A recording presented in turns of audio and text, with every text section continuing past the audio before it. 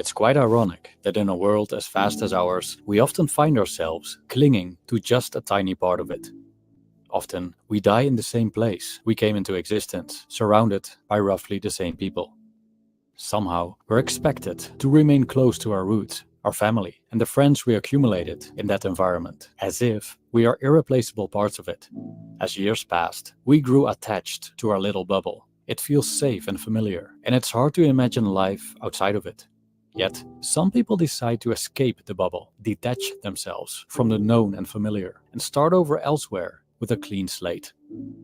This desire to escape might stem from necessity, but it could also arise from a deep wish to part from the past, from what we, for years, called our life, and start over fresh. But where does this urge to leave everything behind come from? And is packing our stuff and starting somewhere afresh actually a smart move?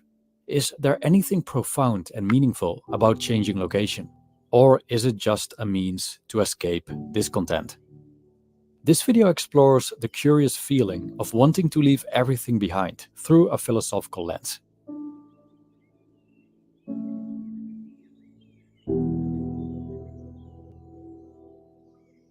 You may be familiar with that urge, this nagging desire to pack your bags and leave. This desire could arise from apparent reasons, such as having made a mess of your life or being in a destructive environment. Sometimes the reasons may be unclear and the wish to leave seems irrational and inexplicable. Maybe this tendency to move on is an inherent human feature, a remnant of our ancestors' nomadic mode of living. Or perhaps it's an unconscious longing to break with the monotony of daily affairs, to refresh oneself in new environments. I remember my first strong desire to leave everything behind occurred in 2010 during a period of depression and the lengthy, painful ending of a long-term relationship, which was pretty toxic when I look back on it. During that time, I fantasized about becoming a travel blogger, going from city to city, or disappearing in the wilderness like the well-known adventurer Chris McCandless. I dreamt about finding a job abroad and starting a new life there. At some point, it didn't matter where it would be. Spain, Iran, anything would do. But why was I so desperate to leave? From what I recall, there were several reasons. First, I felt my past hanging around my neck like a millstone, and every confrontation with my surroundings reminded me of some dreadful experience. Second, due to the financial crisis, I couldn't find a job fitting my education. So I worked in factories and warehouses to pay my bills, which I generally didn't like doing. The future felt hopeless to me, and the sum of all past and present circumstances seemed to arouse a strong and nagging desire, the urge to leave. Like a butterfly, I wanted to emerge from my chrysalis that held me prisoner for so long and fly away. Like a snake, I longed to shed off my old skin and roam freely in the wide world. I wanted adventure, new sceneries, and new people, hoping that novelty and being on the move would wash off the dirt of the past and turn me into a new person. Eventually, I found a job I enjoyed, enrolled in a university, expanded my social circle, and had loads of fun in the years after. Hence, the feeling of wanting to leave everything behind went dormant. My life didn't seem so bad anymore. The contentment with the present overshadowed past grief. And so, what I had, I did not want to leave behind. The wish to leave correlated with dissatisfaction with my existence, which I eventually mitigated by making my life at home more fun. Yet, the urge to leave never entirely went away. When I saw some friends moving to Germany and establishing themselves in their new environments, the call to adventure awakened me again. I asked myself, am I here to stay? Or am I supposed to leave? Of course, I knew this re-aroused desire to leave again matched a recurring dissatisfaction with my life, a restlessness telling me it was time for change. So I identified two main options: to solve this dissatisfaction locally or to follow the urge and leave for better pastures.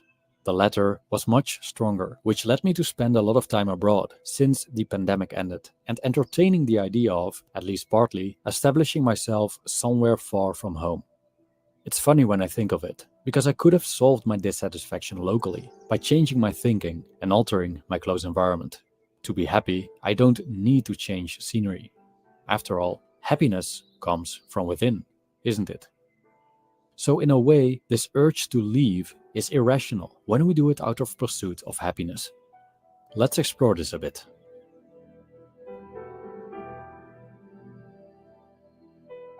The feeling of wanting to leave everything behind implies discontent with current affairs. We want to escape because we're unhappy and believe we will leave that unhappiness behind by going elsewhere. But does changing scenery actually work, especially in the long term? After all, isn't our unhappiness the product of our thinking rather than our circumstances?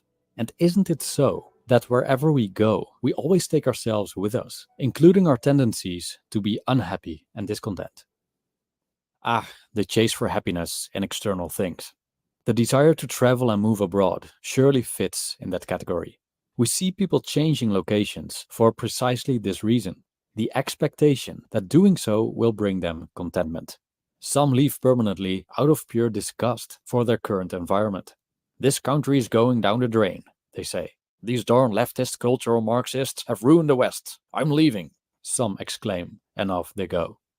Others travel from place to place, eager to receive these shots of pleasure with every new sight that temporarily mutes their ongoing discontent with life under the guise of finding oneself. Yes, research shows that travel does increase happiness. However, like with every form of pleasure we obtain from the external world, it's not a permanent cure for unhappiness. The happiness it generates is fleeting. Some Stoic philosophers argued that traveling is a waste of time, and we can also apply their argument to leaving our current environment behind in pursuit of happiness. Seneca, for example, wrote a letter about this subject alone, explaining why traveling is not a cure for discontent. He opens his letter with the following passage. Do you suppose that you alone have had this experience? Are you surprised, as if it were a novelty, that after such long travel and so many changes of scene, you have not been able to shake off the gloom and heaviness of your mind? You need a change of soul rather than a change of climate. Though you may cross vast spaces of sea, your faults will follow you whithersoever you travel. End quote. The travel bug was a thing already back then. The first sentence of his letter implies that plenty of people attempted to travel to improve their moods. But let the Stoics be concerned with precisely that, one's mood. Seneca argued that travel doesn't solve discontent in the long run. You always take yourself with you. When the novelty of changing sceneries subsides, your mind catches up.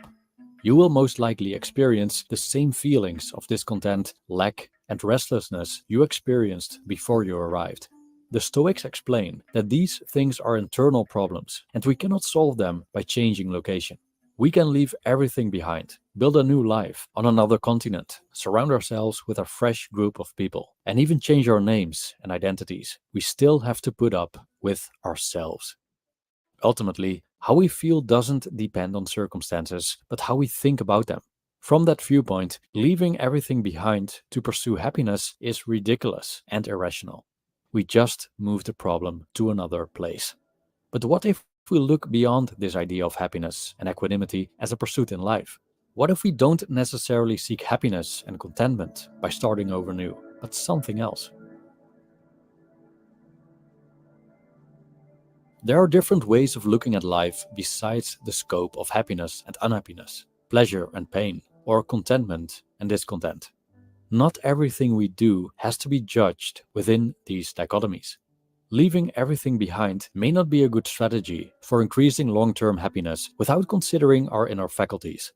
But what if we look at it differently? Is there something meaningful, something profound about packing our bags and setting up camp in a new environment, aside from just happiness? If we take more of an existentialist viewpoint, the wish to leave it all behind begins to make more sense. If we consider the existentialist idea that existence precedes essence, starting over somewhere else is another way to shape our lives as we see fit. Moreover, according to philosophers Simone de Beauvoir and Jean-Paul Sartre, we're both blessed and cursed with the freedom of coming into existence without intrinsic meaning. Our responsibility is not to adhere to some ultimate overarching purpose or belief system, but to exercise the freedom we have. We can exercise this freedom in different ways, and that's the beauty of it. We can shape it into whatever form we like. The idea of stepping out of our habitat and establishing oneself in the world is quite the assertion of freedom. It involves us stepping out of our preordained environment. It could entail leaving behind familiar values and ideas about existence and the world around us. It allows us to redefine ourselves and our place in the world. We take a deliberate step towards self-determination, taking control of our own narratives, unshackled by the expectations of others. We make a choice that reflects our personal values and desires, which are not dictated by societal norms. If anything, we walk away from these norms. We assume responsibility for our future, actively shaping our lives, rather than remaining within a bubble, passively defined by our circumstances. It's a gesture of liberation from the constraints of predetermined existence. The movie Interstellar takes a curious philosophical position when a character named Professor Brand discusses the protagonist Joseph Cooper's mission, saying, "We're not meant to save the world, we're meant to leave it." When watching this movie, I remember this quote really struck a chord. It made me reflect on the exploratory nature of human beings and how we've always traveled the world and established ourselves in unfamiliar places. The idea of our species eventually leaving this planet and spreading across the galaxy mirrors how we've operated in the past. The quote also implies a sense of purpose. Quite differently from the existential position, the idea that we're meant to leave the Earth suggests a more prominent, perhaps cosmic significance, as if humanity's journey is somehow predestined. Ultimately, I believe the urge to leave everything behind is more than an escape from the familiar or a quest for happiness elsewhere. It's a deep-seated part of who we are. I remember how my brothers and I could play with Legos all day, building spaceships and fantasizing about how we discover new planets. We would take our Lego characters everywhere, whether it was a family visit, a vacation, or a walk in the forest. Every trip we would turn into an adventure.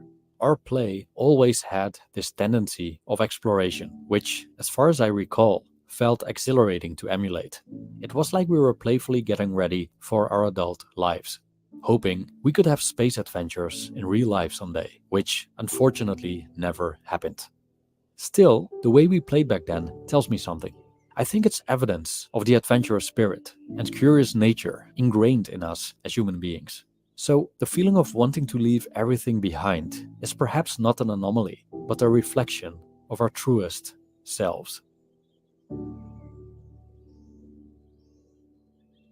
Thank you for watching.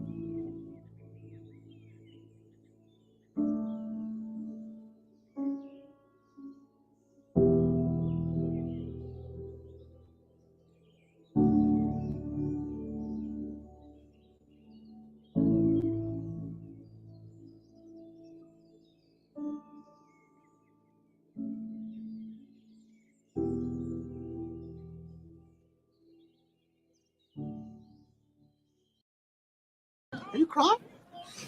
Are you crying? Are you crying? There's no crying. There's no crying in foosball. You fucking cried after 3 days in the fucking holding tank. Looked like a fucking pile of wet rags at court. You should see how I showed up to court after 3 days in the box with the light on. Please, is there anything I can do, sir? Please. Does he look like a bitch? What? Don't do this to my wife, man. You don't know what you're doing to my family, man. Does he look like a bitch? Sir, please don't make me sleep in jail tonight, sir, please. I'm begging. We're not criminals. They're gonna make me sleep in jail. Continue. You were saying something about best intentions? Josh has never been arrested for recording. Okay, so that's him getting arrested, and then his friend here makes a phone call that I want to touch on. The government is a figment of your imagination. It's an artificial, intelligent overlay. It is only a concept. It's a play. It's a performance. It's an act. They love when I have to fucking go off. I can look at something from a few different sides, and I can see where it all connects despite what they're telling me. Right? They just look at what they're told.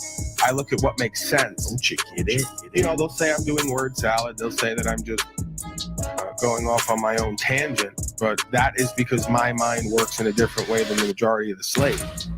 You guys are all in your feelers and never see the logic behind life, how it all moves together and fits together and how it works. So when you learn to check your feelers and move them out of the way and just observe with clarity and presence and awareness, you will make the right determinations and the right decisions.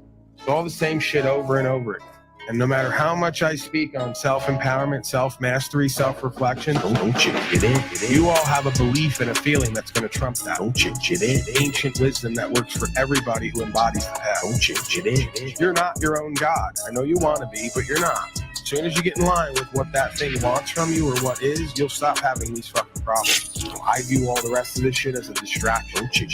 Governance is an act and a play, and it requires your belief and participation. Don't you get it? The culture, the society, the legal system, the legal society, policy, statute, and code is the original artificial intelligence and state of consciousness that has been overlaid on the NI.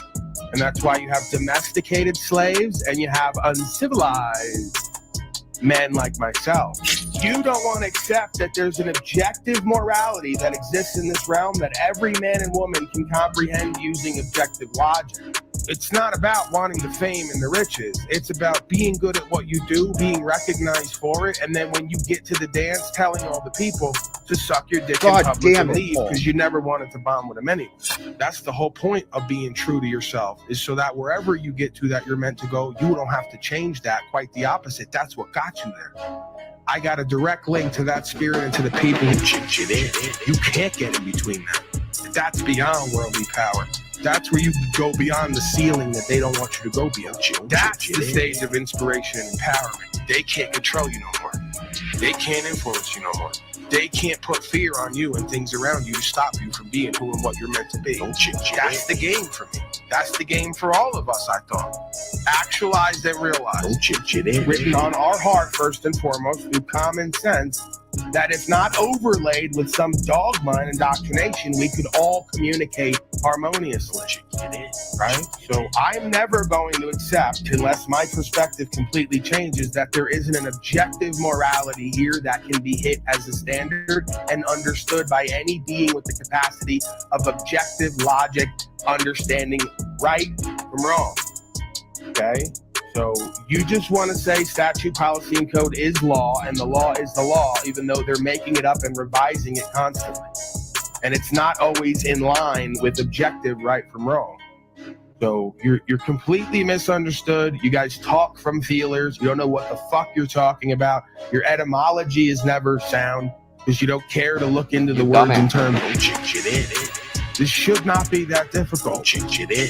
But for beings who lost the ability to imagine, I'm sure that it's quite the Herculean task. You should be able to zoom out and see all the connections and how it relates. You can't do that. You have no business speaking to someone else who can. Space. There is no selfless component to you folks' consciousness. And it's evident because you constantly project onto others how selfish you think they are because you don't think that that state of consciousness is attainable. Embarrassing.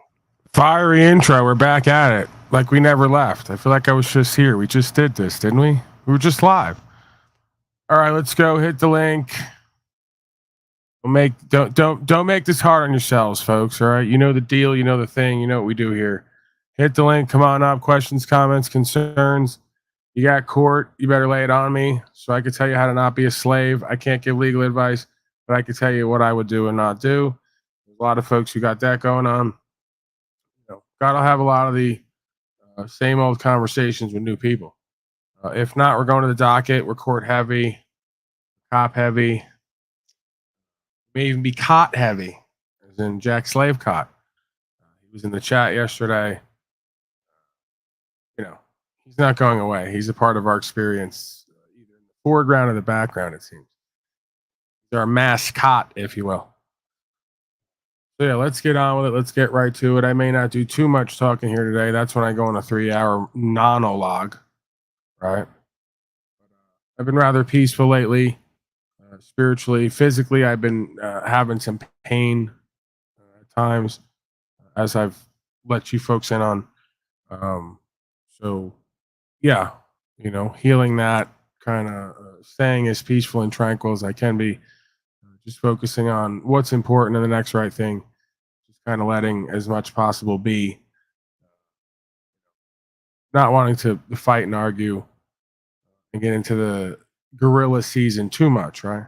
You know, if necessary, you know me, I'm ready to pipe up if necessary. But if not, we take it easy. Right? Slow and steady wins the race. So,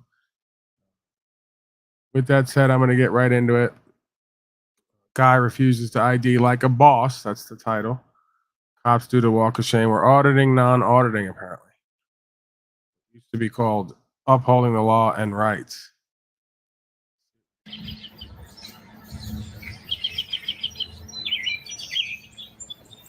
What's going on, guys? Hey, what's up, buddy?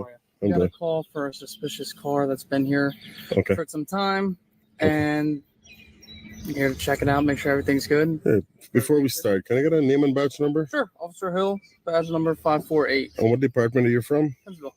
And where's that located? Here. No, the address. 90 North Broadway. 90 North Broadway, okay. So you said you got a call about a suspicious car. And what else? Suspicious vehicle, Uh-huh. and that's it. Okay. That's been parked here for quite some time. I'm just here to check it out. Okay, officer. Like I told the individual who approached me, Okay. I'm parked legally. I'm not doing anything wrong, and I just like to be left alone. Okay. Because, you know, as you know, we're American citizens and we don't have to explain ourselves to people what we're doing if we're not breaking the law, right? Right. So that's all I told the individual, and quite frankly, man, I just like to be left alone to be a free citizen. Okay. Yeah. Yeah. All right. I just got to get. Is this your car? I'm not going to ask any questions. I'm going to invoke my Fourth Amendment right. On me, yeah. All right. Can I get your name, sir? You don't have to answer any questions. Yeah. Okay.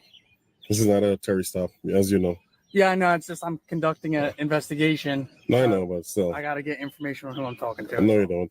Brong v. Texas states that just because you got a call that didn't give you any probable cause or reasonable articulable suspicion of a crime, you don't have the right to identify anyone. Okay. So, you know, that's case law. All right. Well, what I'll say is, yeah, you're parked legally. Just you're fine to do whatever you please. Okay. So then, okay. So, like you said, I'm fine.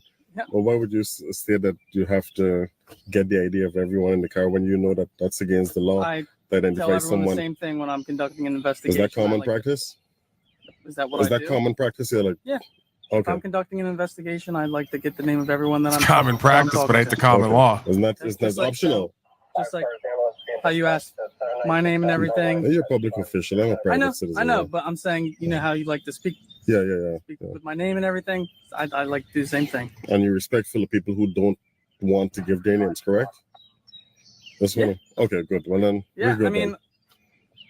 you're We're not good. you're We're not good. breaking any laws. So. Perfect. Yeah. I would appreciate it if you let her know that I'm not breaking any law, and them also. Apparently, they feel that because you're parked in front of their house, that they own this property and no one else can park here. Right. So yeah. And like I said, you're parked legally. What I will suggest, and you don't have to, is we have a boat ramp. We have a park. If you would like to go park there, I know you can park here. That way, people don't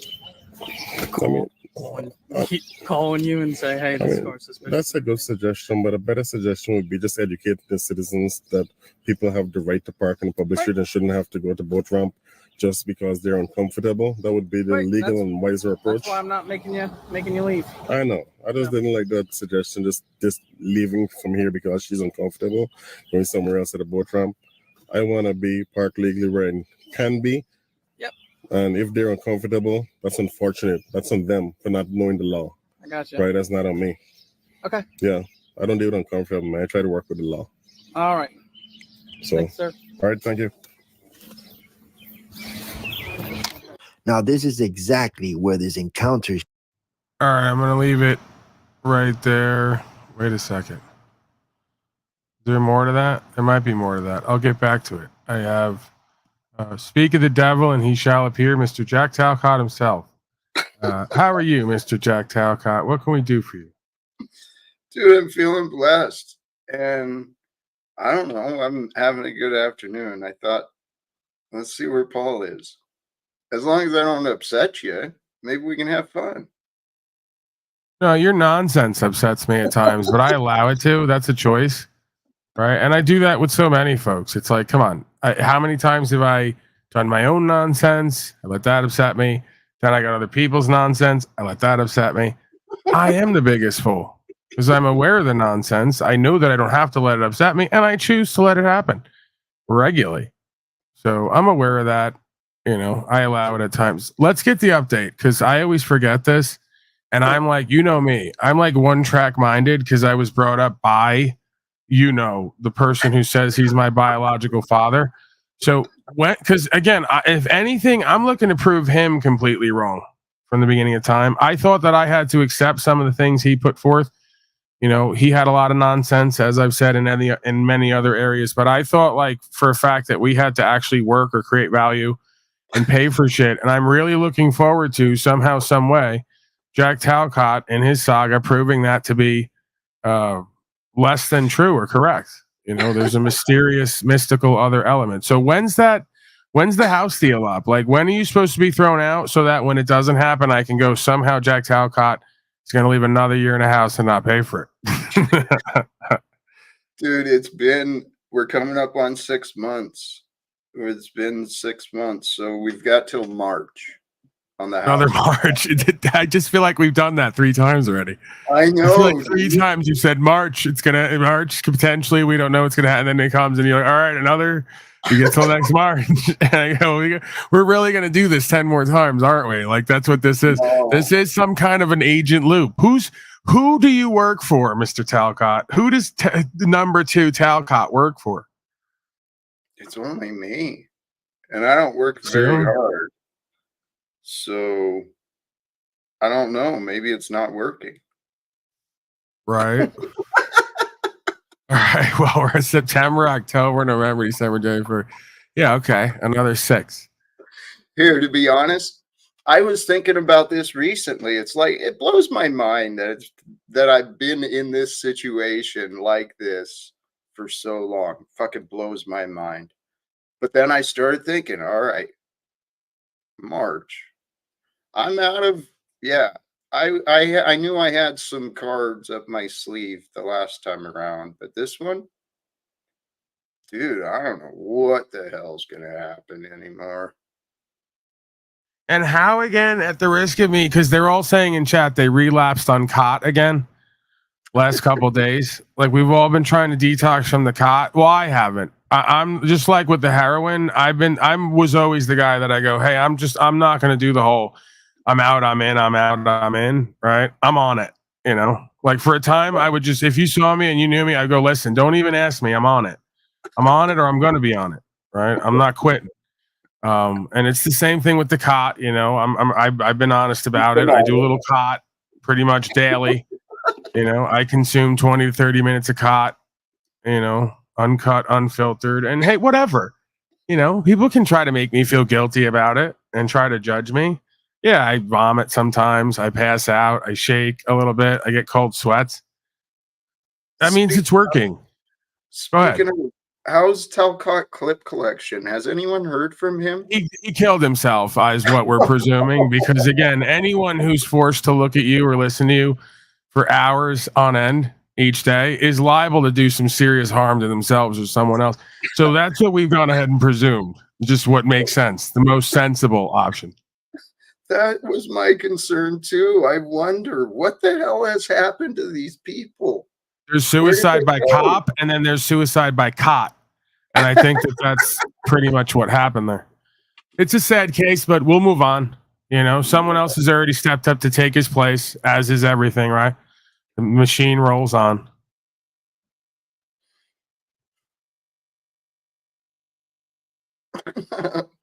Yeah, it does.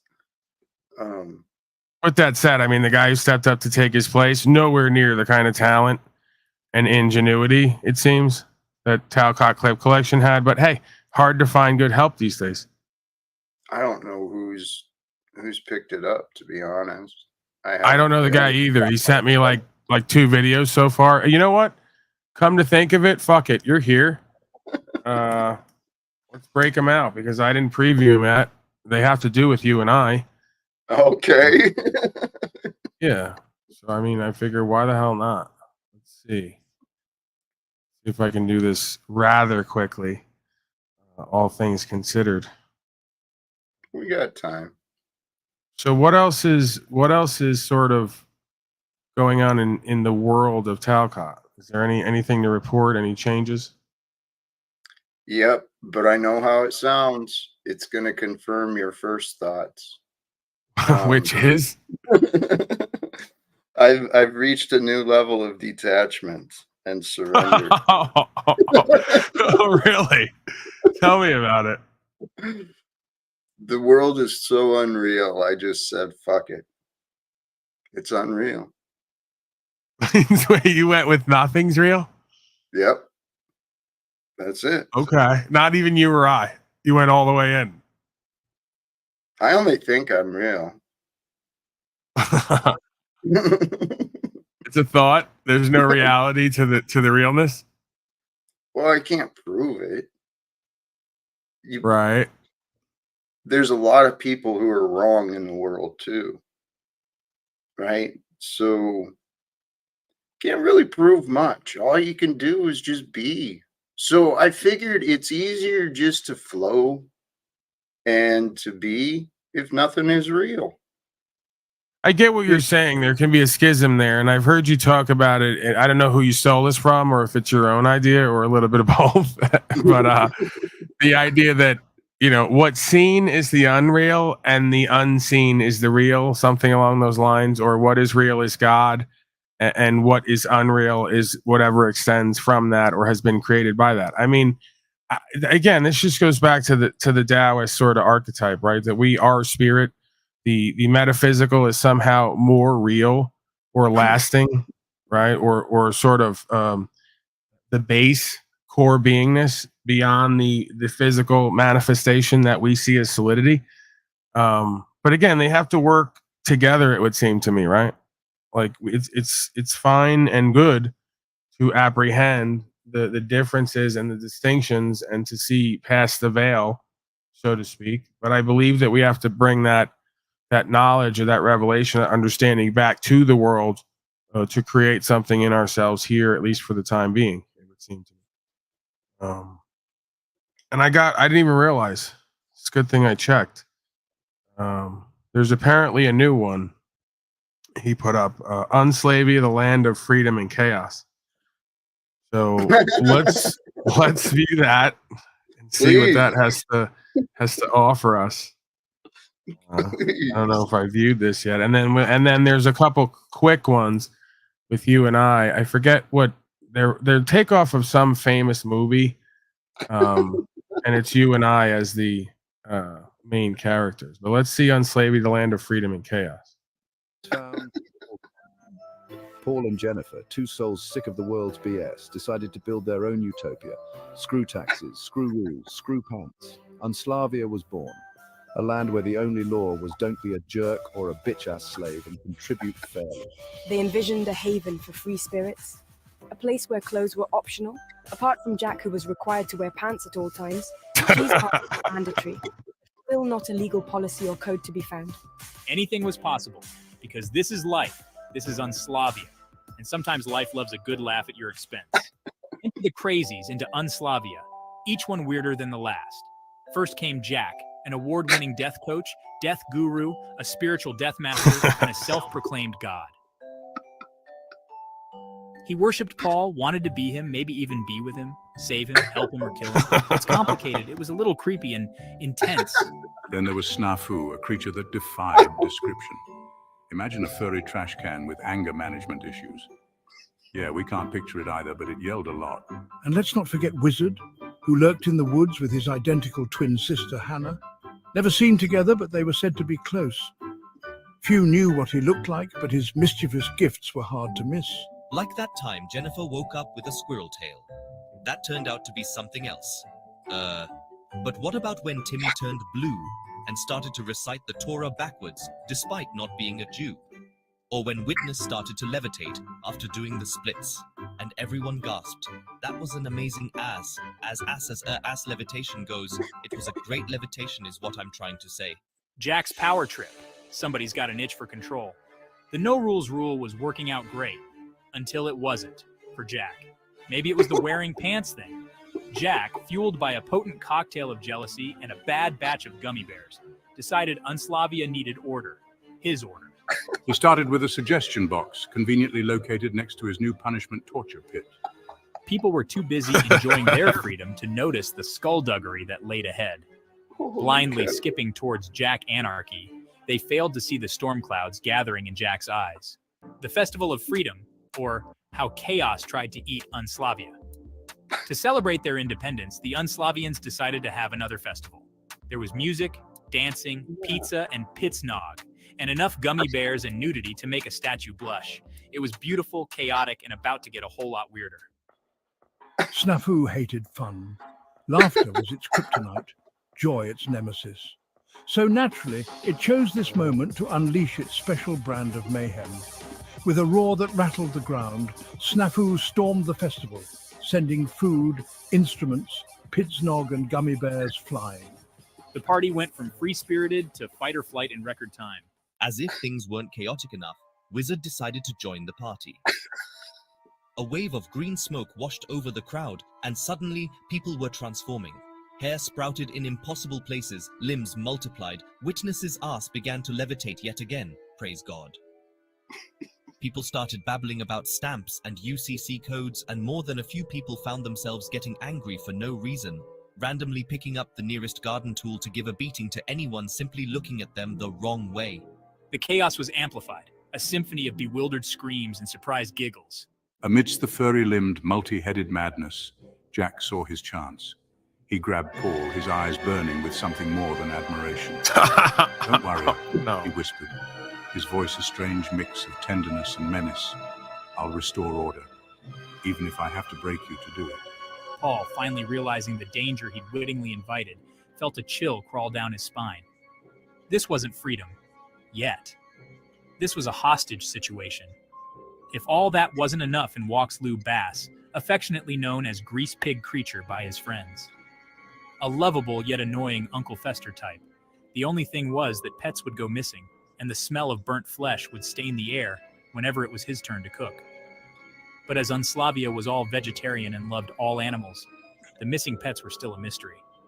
Damn, I miss Betsy, Foo-Foo, Chewy, Huey, Louie, and the news. And who can forget Lassie and Trixie, Dixie, Flufflebugs, and Falafel, and far too many others to mention. As the sun set on Unslavia, casting long shadows over the transformed landscape, Jack made his move. He raised his hand, and for the first time, the laughter stopped. A hush fell over the crowd. An eerie uneasiness fell over Unslavia. What was he going to do? And what would become of Unslavia, this land born of freedom and teetering on the edge of madness? One thing was certain, in Unslavia, nothing was ever simple. Just as the tension seemed unbearable, a tall, bearded figure emerged from the crowd. A faint whiff of piz drifted over the throng. Brian O'Shea, a tall, bearded man with a distinct fruity odor, stepped forward to try and settle the rumbles of thunder everyone could sense. Known as Unslavia's best, worst, most handsomest comedian, Brian had never been particularly popular as Unslavia's best, worst, most handsome comedian, mainly as his entire comedic repertoire consisted of one joke, a rather strange tale about long nipples and his backup joke about small cockstroking or something. Brian raised his arms, trying to capture the crowd's attention.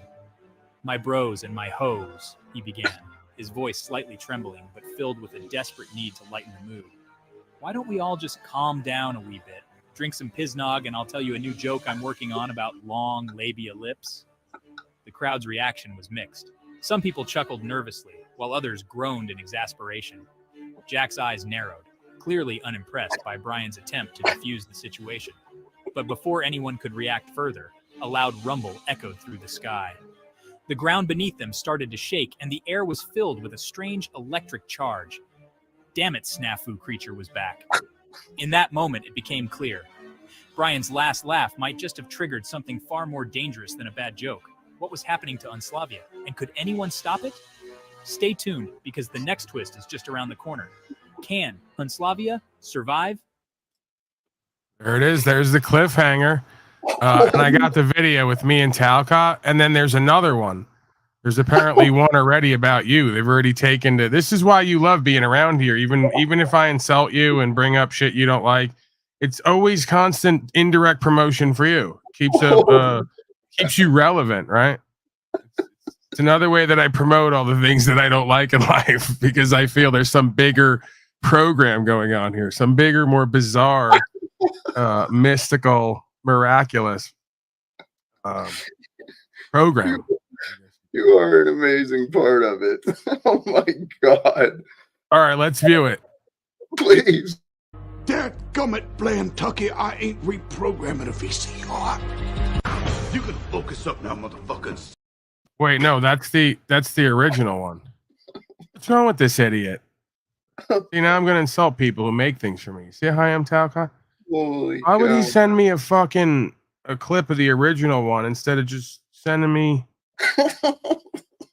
me and you as Tropic Thunder, man? Remember when we shot this like the moon landing and the WB?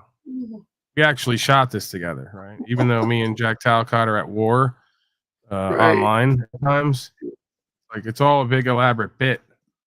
You know, we actually shoot scenes together at the WB Paramount Studios. All right, let's see if this is the right one here. I'm doing it on the fly, uploading, we're processing.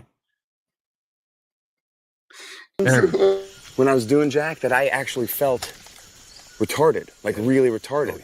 I mean, I brushed my teeth retarded. I rode bus retarded. Damn. In a weird way, I had to sort of just free myself up to believe that it was okay to be stupid or dumb. To be a moron. Yeah. To be moronical.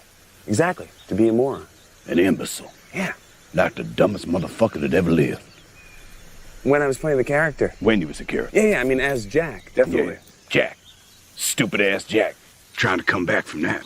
In a weird way, it was almost like I had to sort of fool my mind into believing that it wasn't retarded. And by the end of the whole thing, I was like, wait a minute, you know? I flushed so much out, how am I gonna jumpstart it up again? It's just like... Yeah. Yeah, right? You was farting in bathtubs and laughing your ass off. Yeah. Yeah. But Simple Jack thought he was smart. Or rather, didn't think he was retarded, so he can't afford to play retarded, being a smart actor. Playing a guy who ain't smart but thinks he is, that's tricky. Tricky. It's like working with Mercury. It's high science, man. It's art form. Yeah. You an artist. That's what we do, right? Yeah. Yeah. Hats off for going there. Especially knowing how the Academy is about that shit. But about what? You seriously don't know? Yeah, and it ends right there. Then there's another one.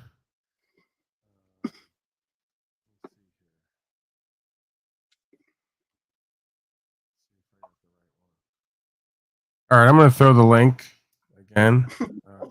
Trevor's back there. Trevor, how are you? You got any questions, comments, concerns? Oh, Trevor. Hey, Paul. Hi, Trevor. Hey, I watched another one of your videos. Sorry to hear that. It kind of did seem like you were squatting in that house. Did it? Yeah. I was squatting in a house, non-house, because there's no house on that property. Oh, really? Yeah. Small detail. Small, very big detail, right? Yeah. I was trespassing on land with nothing on it except a bunch of trees that had burnt trees all around them. Yep, that was me. So you were I decided to leave the trailer and the land where I'm perfectly secure and safe to go squat on land with no dwellings. Yep, that's what I did. I got real wild and crazy that one day. So you Totally just- wasn't buying more land. So you were buying that property, right? No, technically we had already bought it, at least as far as this legal system goes, because there's no lawful money. So as soon as you give someone a signature and you have any kind of currency equity in the property and you've taken physical possession, you could argue you already own it. So, or at least you have a right to some percentage. Why did the seller call the police to get you guys off of the property? Well, that's the thing, Trevor, that now you're starting to ask some good questions, boy. You must have had a smart set of pay rents.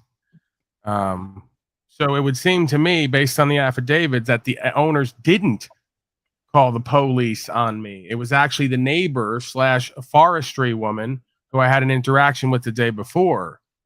She was misusing her official position and being resentful and bitter and lying on affidavits and making calls and presenting facts that were incorrect, to the contrary of what she actually believed.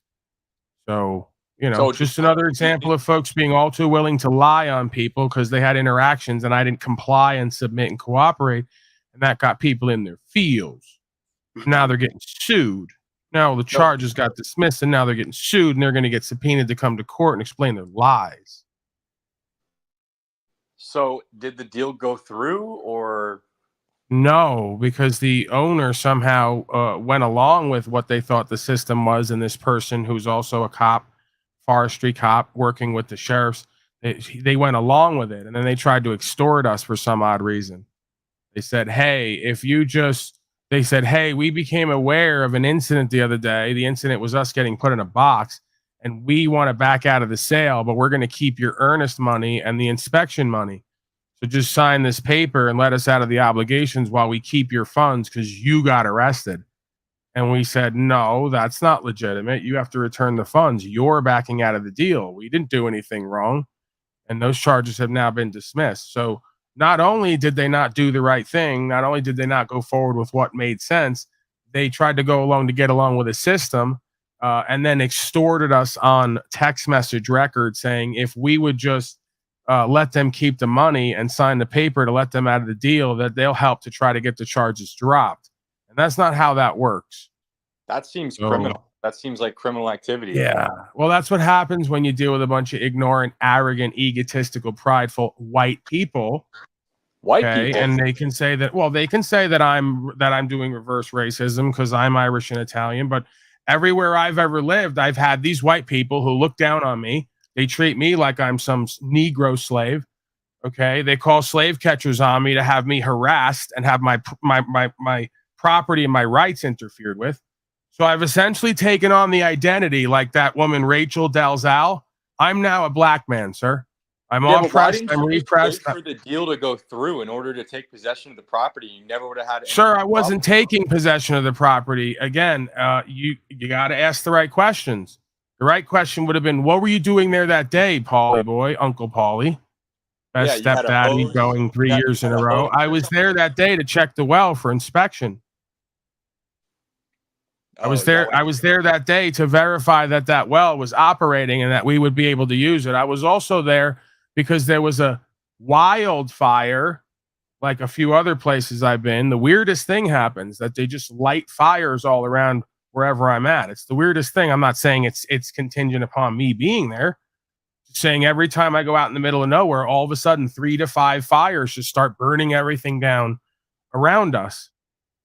So with that said, I wanted to make sure that property wasn't going to get burned up before I did take possession of it. So you could argue not only was I there to inspect the utilities and make sure everything was running as it should have been, okay, and I was bringing a hose to the property, right? You could argue we were a bit excited and a bit insecure and probably a few other things all at the same time.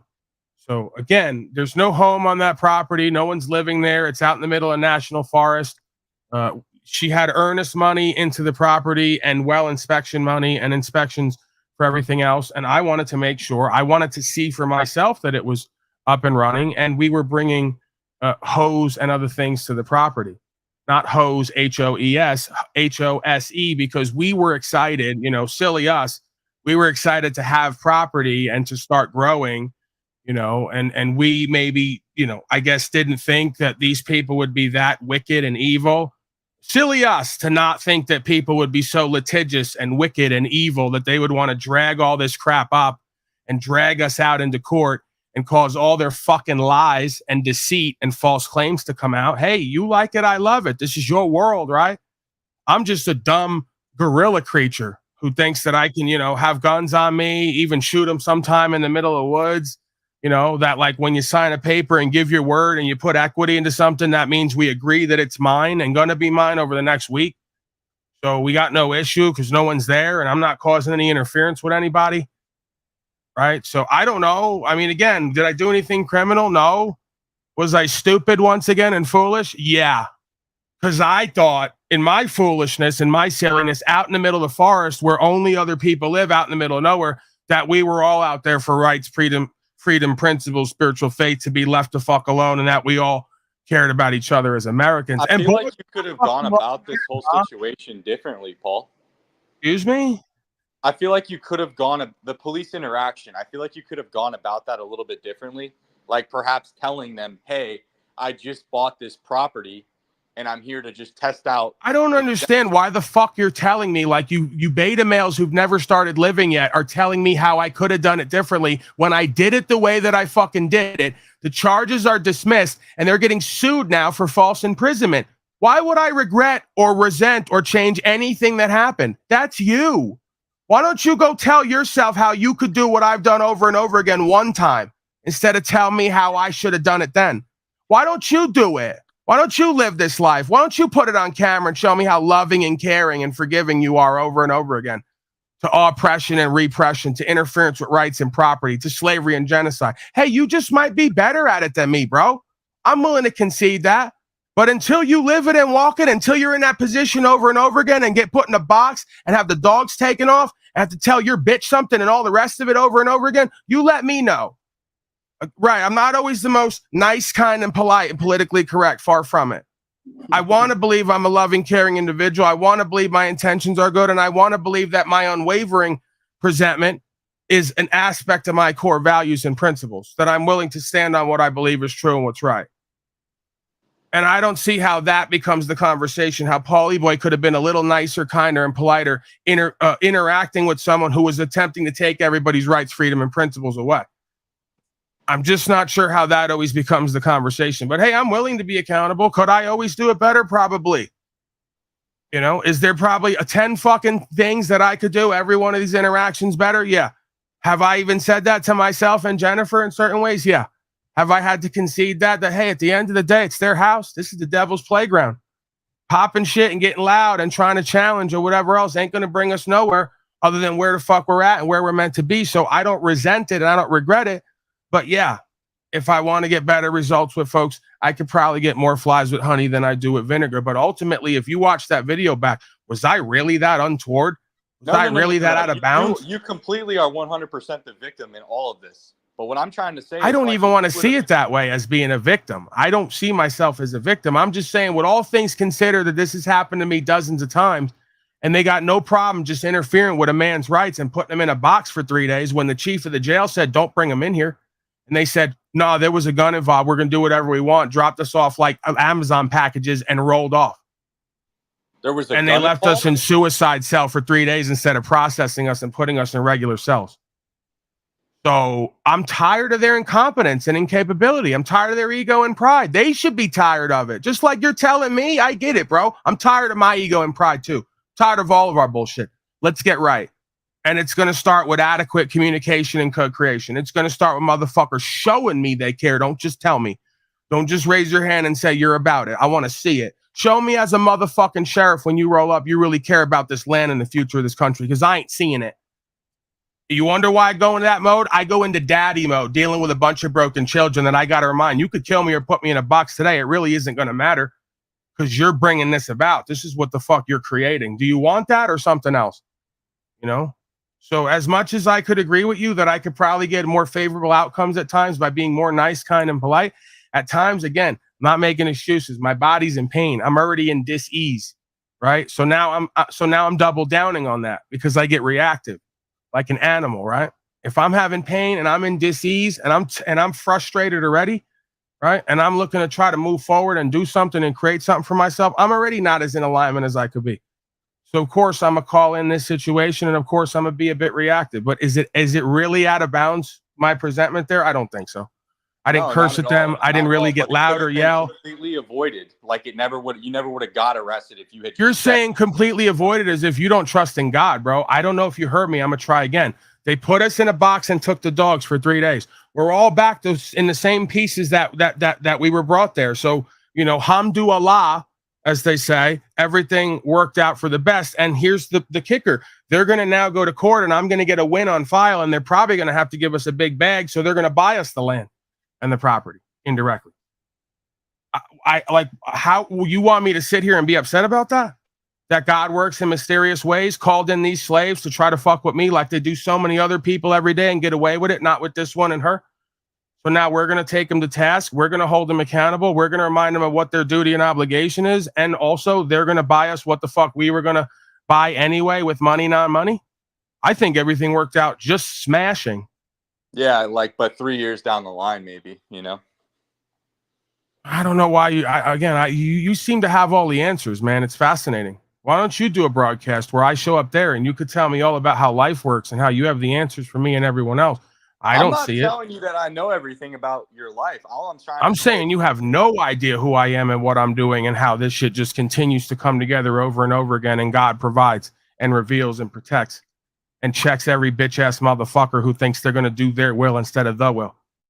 I don't know. It doesn't seem we're having the same experience, because you're also the same guy who told me yesterday you're going to vote for Trump, but then said it was a joke.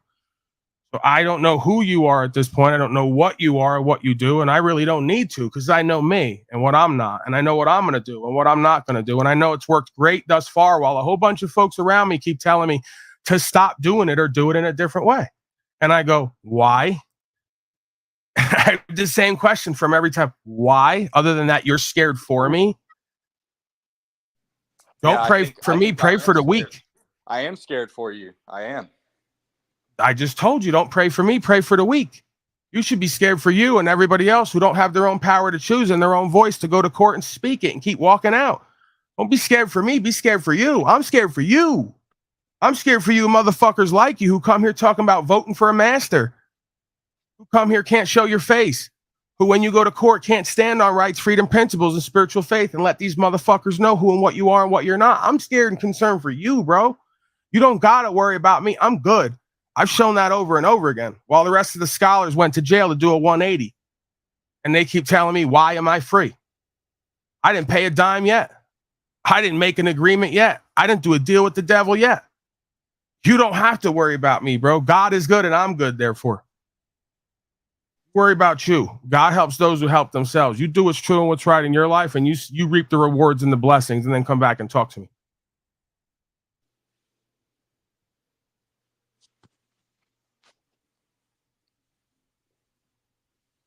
Thoughts, Mr. Jack Talcott? That cop in the woods, man, he was ready to blow your head off. That's all. That's cool. He was ready to do a lot of things. He didn't, though. I got news for you, bro. Every time you want to talk about what they could do to me, just remember I could do that back and more. They know that too. You don't think instinctually they know, hey, I got guns, I got people, I could do whatever the fuck I want. I can carry myself like the cartel if I wanted to. I'm not doing that. Like the Christ of being. I could go to, like the Christ of being said in scripture to them people, I could raise an army right now and go to war. I might be able to win even. That's not what I'm here doing. So if you you find it necessary for me just talking the truth and the word of God to fucking blow my head off, well, then that's how I'm meant to go. Don't tell me about what could happen. Talk about what did happen, bro. You know, we could sit here all day and make up hypotheticals how everything could go bad and wrong. That's loser failure stinking thinking, right, Mr. Jack Talcott? Sitting around talking about all the bad things that could happen.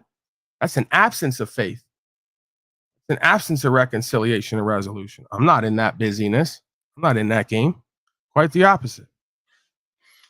Hey, there was a lot of things that happened with that experience. And I was listening to what you were saying, Paul. You're right on. It's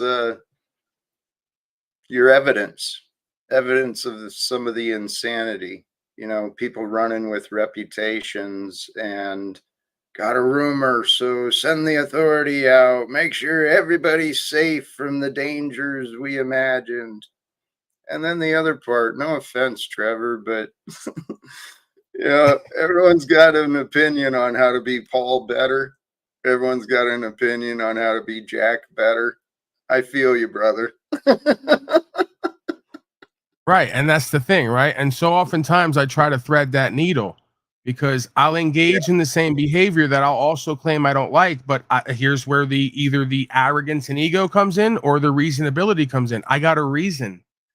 That's called being reasonable. I got a reason. I ain't going, hey, bro, I'm going to tell you how to be you better than you could be you by how I know how to be me, but then offer no results. If this dude came to me and said, bro, I'm riding around. I'm living free. I'm upholding the law. I got results. I'm on the record. I shut the fuck up and listen. If Carl Lentz or somebody else like that who's living it came on here, I shut the fuck up and listen. You want to tell me how to be me better than being me when motherfuckers at this point almost need me to be me so they could be them and step out into faith. And you want to tell me how to do that better when you haven't done it yet? That's the arrogance. That's the ego. That's the pride. That's the fear. That's the infidelity, the lack of faith. That's not what I'm doing. I'm going, hey, I am you, I believe. Hey, this is my record. This is my results. I think it could work for you. You got the results? They go, no. I go, well, then shouldn't you pipe up and listen? You know, shouldn't I pipe up and shouldn't you pipe down and fucking listen? And they go, nah, you're being egotistical, narcissistic. You love yourself. I go, no, I love this truth. This truth has led me to love myself. Without this truth, I ain't shit. That's what the record shows. So I'm focusing on the truth and the solution. I'm not focusing on my reflection. If I'm in love with that, I've only just started to like me as I move forward in this truth, life, and way. That's exactly the way it's supposed to be for someone like me. It's called redemption. It's called faith. It's called trust, equity, all the rest of the things that we speak about, co-creation, right? So, yeah, man, that's the thing. I don't mean to, well, I do, so I must, right? Come off as a certain way to reverse the polarity, right? And to shake folks up and to challenge their ego and pride. Because it's like, I'm walking in faith, I'm walking in truth, I'm walking in trust. Without that, I haven't been anything. So you think I'm going to put that down because you're scared about it? I'm scared of what your life's going to turn into, like my life turned into if you don't walk with it. See, that's the thing. We're on different sides of this perspective, right? And that's exactly the way it should be. You know, when you're saved, quote unquote, as the religious folks say, by grace and this truth, life, and way, you can't imagine any other way of living. So I'm going to sit there and listen to somebody who's not saved by that grace and not living that truth, life, and way tell me how to go back and live in the world and of it. I did that for too long. I'm over that. This is something else. You need to get with this. If not, just let me be. Just let me do what I do. Let me live. Let me die. Paul, swear to God, man, you're telling we're on similar paths. There's a reason. My friends and family, dude, that's why they pushed me away, because I wouldn't obey their will for me. Go get a job, Jack. Go get a job. And actually, I just remembered who I'm talking to. So right. And I was going to ask you, but don't you believe that there's a middle way in a lot of this stuff where I was the same person? And the reality is, while I was not wanting to work with one hand, I was asking for money from someone with the other hand. That's not how that works, right? Equity is you give what you get. How could you never be the one giving out money? I was the guy in my life, didn't want to work because I'm too good for that or too lazy, but I always want to borrow money or beg, borrow, steal, or do some kind of quick play, some kind of Ralph Cramden scheme, right? Guess what? That puts me in a position where I can never fill my own cup or anyone else's. That's a lack state. That's a lack of abundance, right? I'm at a point now where there's folks around me at times, I'm able to help them or do for them. I wasn't able to do that before because I didn't help me first and foremost. I always needed help. You know, who's going to respect or be able to love someone who always is a burden and needs help and ain't where they need to be and have what they need to have? Who's able, right? We ain't talking about folks who are too stupid. You or I, neither of us is lacking in intelligence. Neither of us is not able-bodied, right? I'm sure we're very strong people when we want to be and need to be. I'm sure if we looked at it at times, we're just lazy and procrastinating and think different things about ourselves in the world that are not in line with what it needs to be, whether we like it or not, right? So at some point, yeah, I had to accept what my father was telling me. Paul, you got to get a job. You know why? If not, go live like a fucking monk. Go live in a hut and scour the land for dandelions and eat that all day and live like a hippie. If you got to spend money, that means you got to make it. You can't get it from somebody else. That makes you a burden, and that makes you selfish and entitled and self-centered. You got to get it the same way everyone else gets it, or create a different way. And hello, that's why I'm here and what I'm doing here in its own way, in that venue, right? So it has to be all the things. We could say that we got blessings and grace and mercy. We can say that we got a connection with God. We could say something bigger is going on here. If we ain't in abundance, if we're not showing the record that God is providing, and we can also fill our cup and fill others at times, there's a good chance we ain't completely living God's plan for us. We're somehow caught up in our own belief about what it should be and shouldn't be, right? So I don't tell you, Jack, or anybody else necessarily what your life should be. I'm saying based on certain things it's not yet. I think that certain things have to be readjusted or refocused or reapplied to get in alignment with God's plan to manifest whatever is meant for you completely, right? I think there's levels to everything. You could be manifesting 60%, 40%, 80%, 100% based on the level of alignment that you're in with what you need to be doing next versus what we want to do or not do next, right?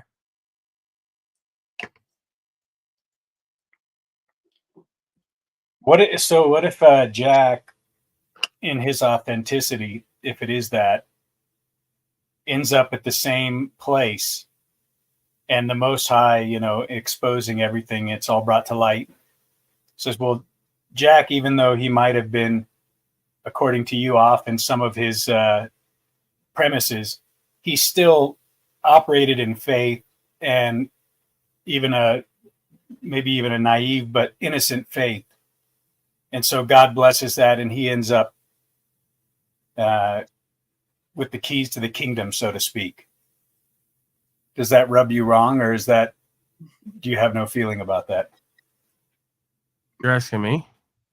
Yeah, just, it's like, if I don't think it's possible for any one of us, the way that we are with what God gave us, to actually really try certain things and continue it and be in the same place. I don't see that. Maybe I'm just, again, maybe I'm a hopeless sort of romantic where I see way more potential in folks than what's actually there. I see Jack Talcott achieving and being all the things he sees for himself. I mean, we're coexisting, though, in this communication, and we're all somehow able to acknowledge each other. So aren't we somewhat in a place like that where we're, despite our different energy signatures, I think it's always a becoming story. I don't think anyone's quite arrived yet all the way. Right. Can I jump in? Absolutely. We're speaking about you. You're here. So absolutely. Please do take charge. So my path was a little different. I started getting paid for my labor when I was 13. Okay. But we lived in the fucking wilderness, man. My folks were one of those families that want to detach from everything. So I learned the value of hard work when I was young. Now, when I turned myself to the spiritual path, it was at the same time I lost my job. And so I thought, okay, I was learning about other ways that other people were earning money. Coaching happened to be a way that many people are getting paid damn good money just for helping somebody out. So I thought, that's a path for me. I'm all about conservation of energy, dude. I'll work hard when the job needs hard work, but if there's a tool or an easier way to get the job done, I'm going to get the job done the easiest way I can. I'm lazy. Okay, what's your response to me when I said what I thought to be a great offer of saying, sell the house, get the equity out of it, come down and work on a land with us, see how you like that in a different, community you've been craving for, with similar value systems. And you said to me, my life's not going to be defined by working in the field. And basically you said, like a Negro. I added that on, but that's how I choose to remember you saying it, like an N-word, basically. Right. Like, how do you reconcile that? I will work hard. I have a past with hard work, but when necessary to bond and be part of the community and grow what we're going to fucking eat, that's not toxified. You say you're above that essentially and leave that to the brown people and the Irishmen. No, I'm focused on this crazy idea that wars can end. And if wars end, he's going to give me this rap at harvest season. Paul, I didn't grow anything and I didn't leave the trailer, but I'm requiring some harvest because I'm focused on something bigger here, ending wars. Right. Not this piddling in the dirt. So you will give me a third of whatever you guys grew because I'm basically Jesus. How am I going to argue with that? No. Dude, there's so many opportunities for, there's new innovations and old things regarding permaculture and some of the new ways of growing stuff, we have so many opportunities as humanity to develop ways that actually sustain our health rather than just the damn profits. How about this? Trump 2024. Oh dear God. It's that easy, Jack. This That's is the fucking world. easy, man. Trump 24, baby. Hey, Joey DeGrado. Yeah, maybe after Trump talks to Paul. Wait a second. This guy's got an Italian. This guy's an Italian with the last name that literally means degraded. Joey DeGrado. Yeah, that about sizes it up. Go ahead, Jack. Continue. Could it be any more synchronistic? This world is unreal. People think Trump is a good choice. They think Harris is a good choice. People thought Biden was a good choice. People don't know I how thought to incarnating on Earth was a good choice. They go, where are we gonna go? Let's take Earth. It's a great place. It's beautiful. Actually, you know what? Here's where I'm stumbling at.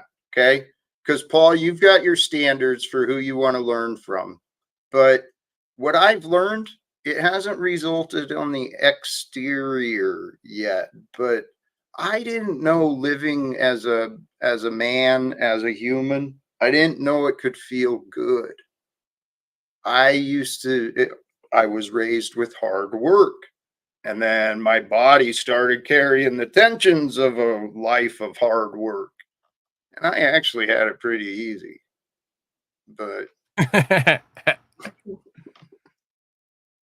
yeah, again, this is again that like the idea of Taoism is becoming one with self to where everything that needs to get done gets done, not any more or not any less, right?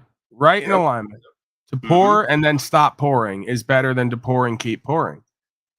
So I get that. I'm not saying that we have to strive and slave and clutch and live in lack, right? But to fail to meet the needs or the appropriations of what needs to happen next in order for us to have and be certain things, I think is potentially where we get in the realm of failure, as it were, right? If you want to call it that, a failure to do what's necessary and proper to create the outcome that we desire, right? That means then we have to do without, or we have to get it somewhere else, some way, somehow. And that's fine if that's offered. What's taken must first be given, right? If not, then it's stolen or it's entitlement, right?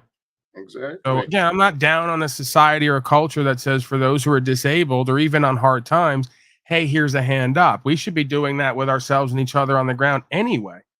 But there's a difference between a hand up and enabling someone to accept less for themselves and not encouraging them to do and be more to get, have, and actualize and realize and become, right? I'm not saying I think Jack's a piece of shit. I'm saying Jack accept less for himself like Paulie does. And in certain ways, we need to go to the next level because Jack has so much to offer the world, just like Paulie does. Why not be that and do that and experience that? Paul, similar to the conversation you had with Trevor earlier, you know, if I go back and I look at things from the past, I could have done things different and maybe things would have been different. But it brought me to here. And there's no denial what you said, Paul. I don't remember exactly where it was, but what came up for me was a failure to plan is a plan to fail, right? If you're not paying attention to what's happening ahead of you, you know, you may not have what you thought you were going to need. Here's what I've also learned. I can survive failure.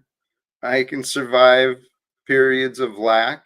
I can also stay very focused even when there's other distractions going on. So I'm in a period of it's interesting. I'm still in this transition period, but the growth is ready to be. And same applies to you, Paul. Jack, did you forget who you were talking to again? Why do you ask? because that sounded like a load of bullshit that you aren't actually going to live, and you're talking to Paul who lives it. So I'm just going based off of what I'm seeing, personal experience and all. Okay. Yeah, but is ending wars a ridiculous notion, or is it an altruistic motive that we all should have? I mean, at some level, shouldn't everyone want to see less violence, less, unnecessary harm, I should say. I mean, violence for a purpose may serve something, but that's just it. sending off kids Right to there. wars. You cannot throw the baby out with the bathwater. Right. So that's why you wouldn't want to throw out war altogether. Right. But at the level of, corporatized wars and mass what the war is about, conglomerates, what the war wars. is about, who's funding the war, why is the war being fought, all of those things. Yes, question everything before shooting a bullet. Abso-fucking-lutely. Get rid of those legal secrets. But Jack has one of the main components, right, of how to accomplish that. Probably the hardest one, the one that most wouldn't even embark on, which is to say, I believe it can be done. I have faith that we could have a society with peace and harmony and people working together in some kind of, mutually beneficial way. So I can I don't agree with. Oh, go ahead. I can only base my experience on my experience. And I know when shit hits the fan and it looks fucking hopeless and the test results come up, that's when you know what's going on. It's only when you get the test results that you know what is available for solving problems and not available because those problems don't exist. Okay. Well, anyway, I mean, but I was more speaking to Dick than you, Jack. Yeah, So I didn't understand anything you said. Okay. But I think what you were going at is that, the problem as you see it might be different had you had more knowledge or more awareness. Absolutely. And I'm sure that's always the case. But just based off what you know, if you're naive and innocent in it all, your best thing would be manifestation, right? Would be to hold a certain space. Then the action has to follow, of course. But right. And that's practically where speaking, that's not a bad approach to try to solve a problem. Yeah, and it's where action comes into play. That's where the rubber meets the road. If you have no action, then what the fuck is the point?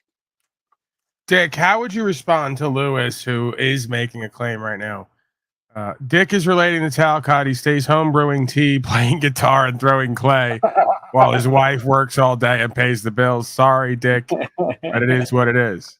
Any truth to that? If you're willing to be candid, is that an out and out projection, presumption, lie, mischaracterization?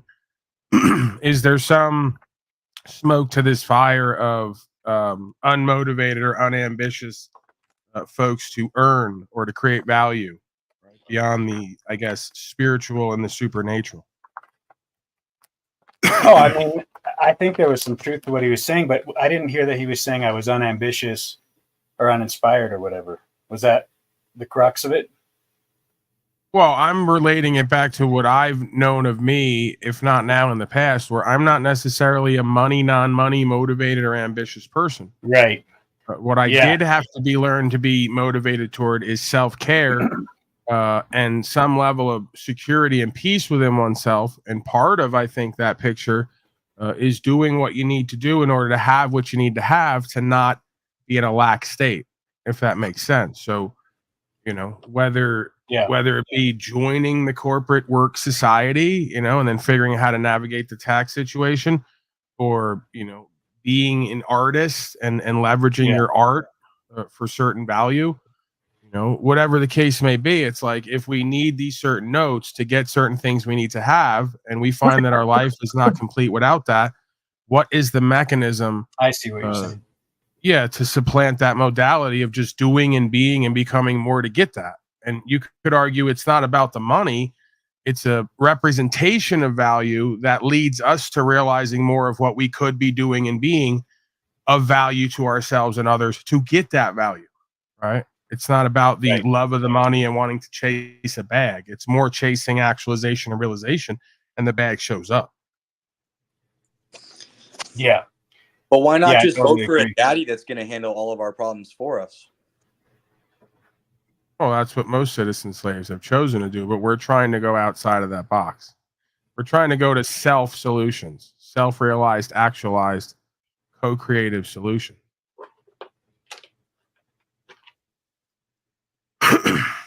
Yeah, I mean, when I hear things like that, maybe I'm just arrogant, but it's laughable to me because I know from experience in most cases I outwork 90% of the people in the room.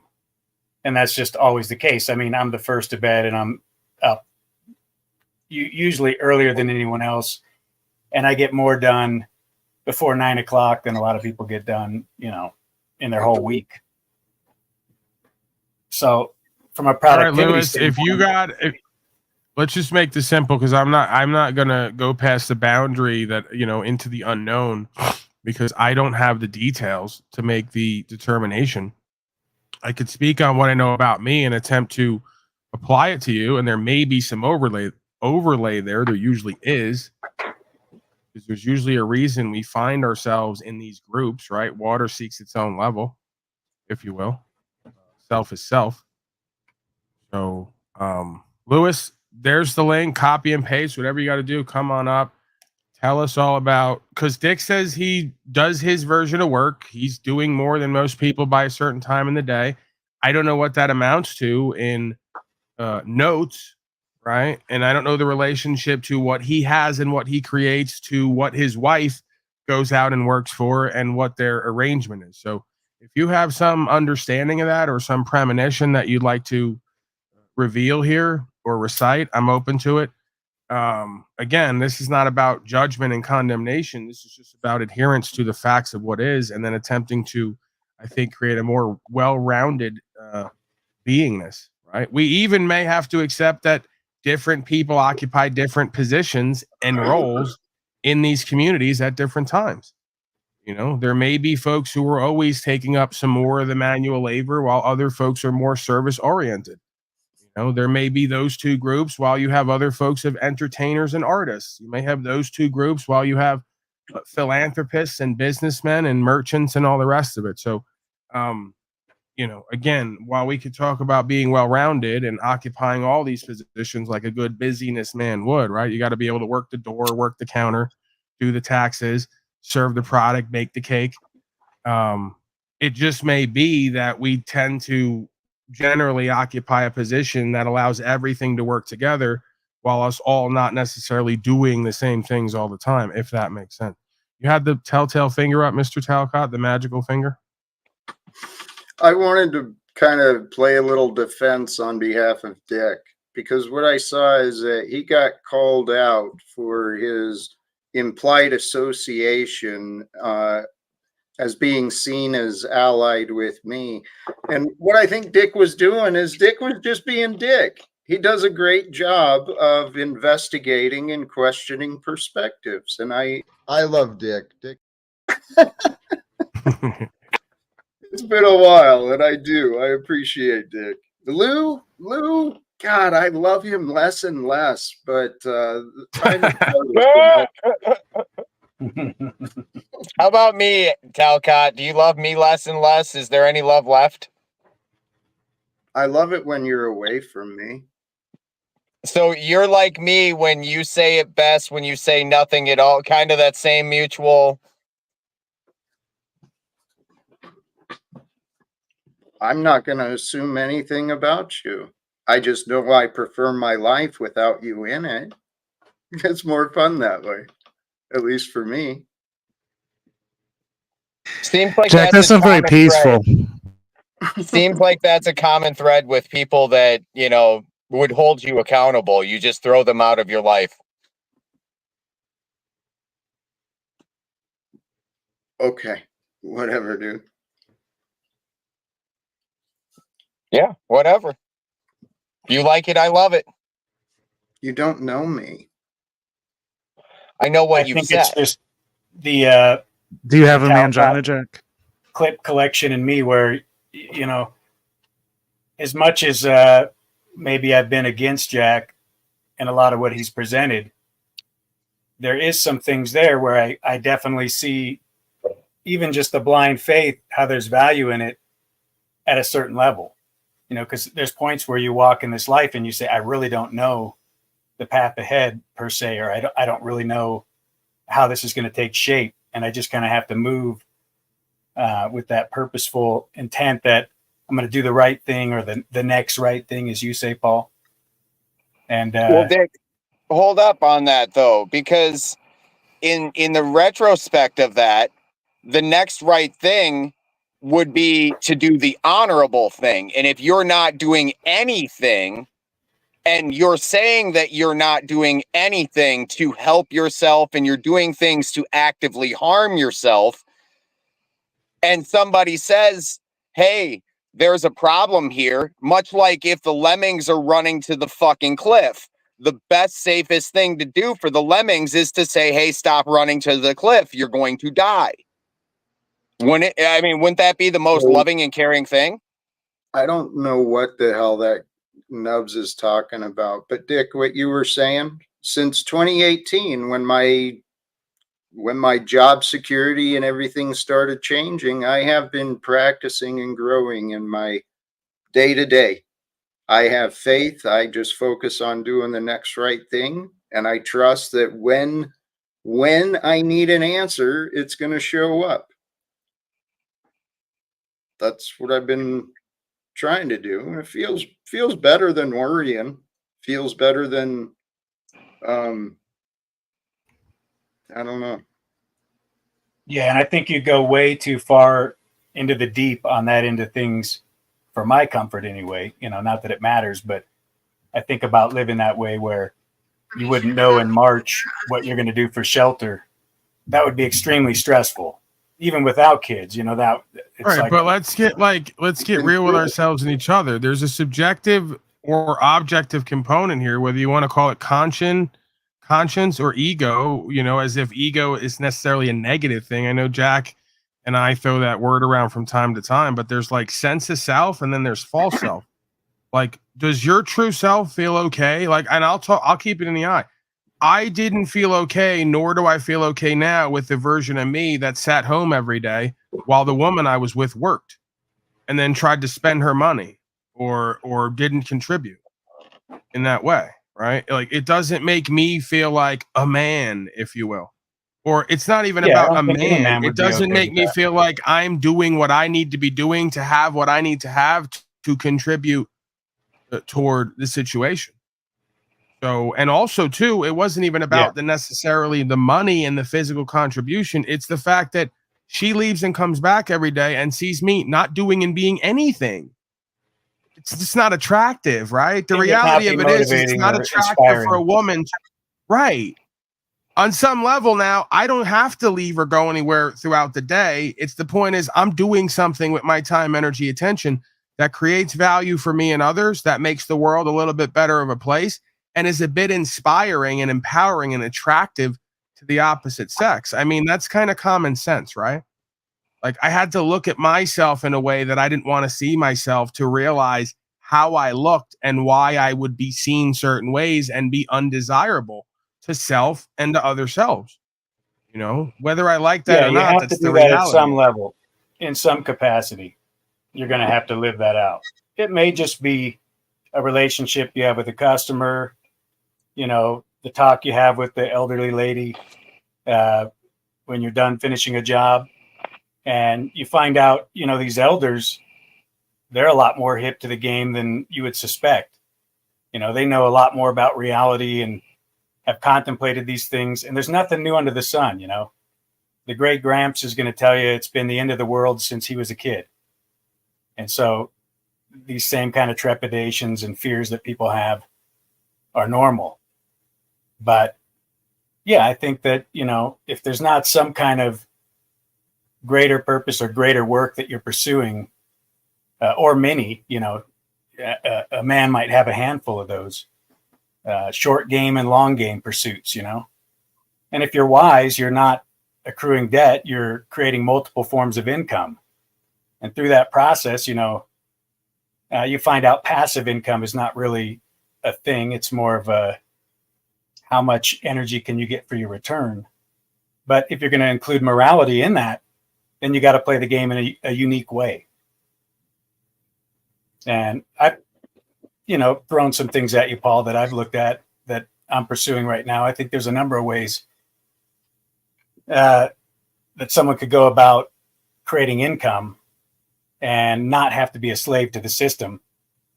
I mean, shit, you can go get a vending machine for $400 and start a business. It's just a matter of how much motivation do you have, how much dedication do you have to get out of your situation. If you're trying to live in a different way and you want to work, outside of the system per se, or at least outside of having a boss day to day that's just breathing down your neck and telling you what you have to do from moment to moment, you're going to have to take some wild risks. And you have to do what's unorthodox. You'll have everyone in the world tell you the whole way, don't jump from a safe job. Don't move from that identity you have of the routine paycheck and the safety and security of medical benefits, all that stuff. And I would say that I took longer in that world than I probably should, just because of that mama's spirit where I was kind of raised to just never not have the safety net. But, there's benefits to doing that as well.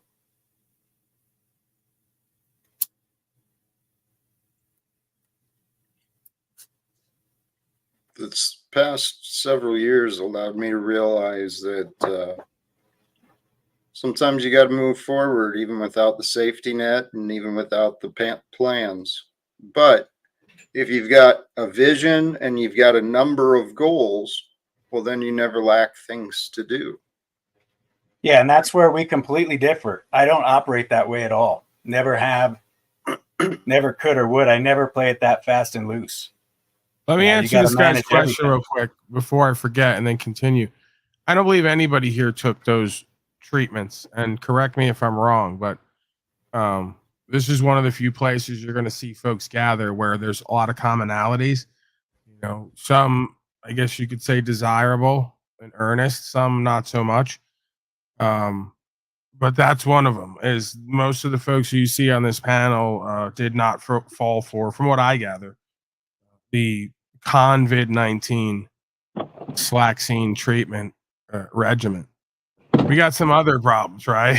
If we're going to kill ourselves, the people on panel have decided long ago, if we're going to kill ourselves, we got other ways to do that. We decided to not do that to feel I'm going to do it my way. Yeah. Like Jack to go back to alcohol, I go back to heroin. We all got that story, right? We put that down to do and be better. We're not going to go back to the needles and the concoctions and all the rest of it. Like, we're trying to get out, not go deeper in. Thoughts, gentlemen, as you were? I think I'm a communist. Just to live kind of by faith there. And I wonder, with all the things that you aspire to do in this life, wouldn't it be better and prudent to have a plan coinciding with your faith? Even if that's a plan that's subject to change, knowing that it's a living work, if you will, and it doesn't have to be stagnant or static, but that,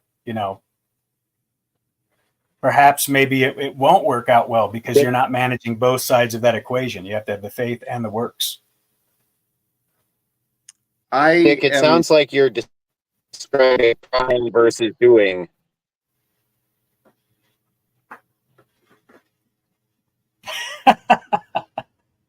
No, I'm just saying that, that would be the missing link there, if there was one, is to have a plan of sorts and to put something together for your life versus so doing. you don't end up homeless. One gets things done and keeps the roof over your head. One keeps on going and going and going and never gets anything done. Like, I'm only speaking from personal firsthand experience. Right. I think that a lot of people are suspect that, if it it's happened 3 times. It'll happen a 4th time. It'll just be this ongoing saga for eternity where somehow the problem is always solved for Jack. And if it goes that way, then is that a testimony to Jack's faith that he's in fact, rearranged the physics of this reality to where what he attracts just comes to him, whatever's necessary is just offered? Or is it somehow some grand don't we all plan, do that? agent type of plot where he's just playing a role? And I think those are the 2 things that people kind of go to in their minds, It's both. What say you, Jack? It's both. Yeah. I think that we're forced to look at, at the expense of doing a Talcott or a Pauly Boy, as we're supposedly known for, getting back to me, non-me, because it's like, what do we all come into this interaction, including me, about certain things that we probably all need to be doing and a part of? So it's like, okay, end wars and legal secrets. How do we do that? Well, the court's got to be involved. Legal process, lawful process has to be involved. Understanding of self and rights and principles and ability to stand on that has to be involved. So that's why I keep coming back to that, because I go, why is it everyone who gathers here with me presumes they don't have to be like me when being like me is not being like me? It's being like how we were formed to be as a oneself, if that makes sense, right? Beyond the ego, beyond the individuated, hey, I want to do this and I want to do that and I like this and I like that. This is what we need to be doing. This is what we're called to do, it would seem to me. So that just might be my self trip and my projection. I can't see it any other way at this point, right? Because I've had to look at becoming that, and I'm wondering why everyone else thinks they don't have to become that to do whatever it is that we think we're meant to do and be here. Because there's certain themes, it would seem, that are going to keep coming up over and over again in our lives. Court being one of them. The law, legal process being another one of them. Trust and equity and contracting being another one of them.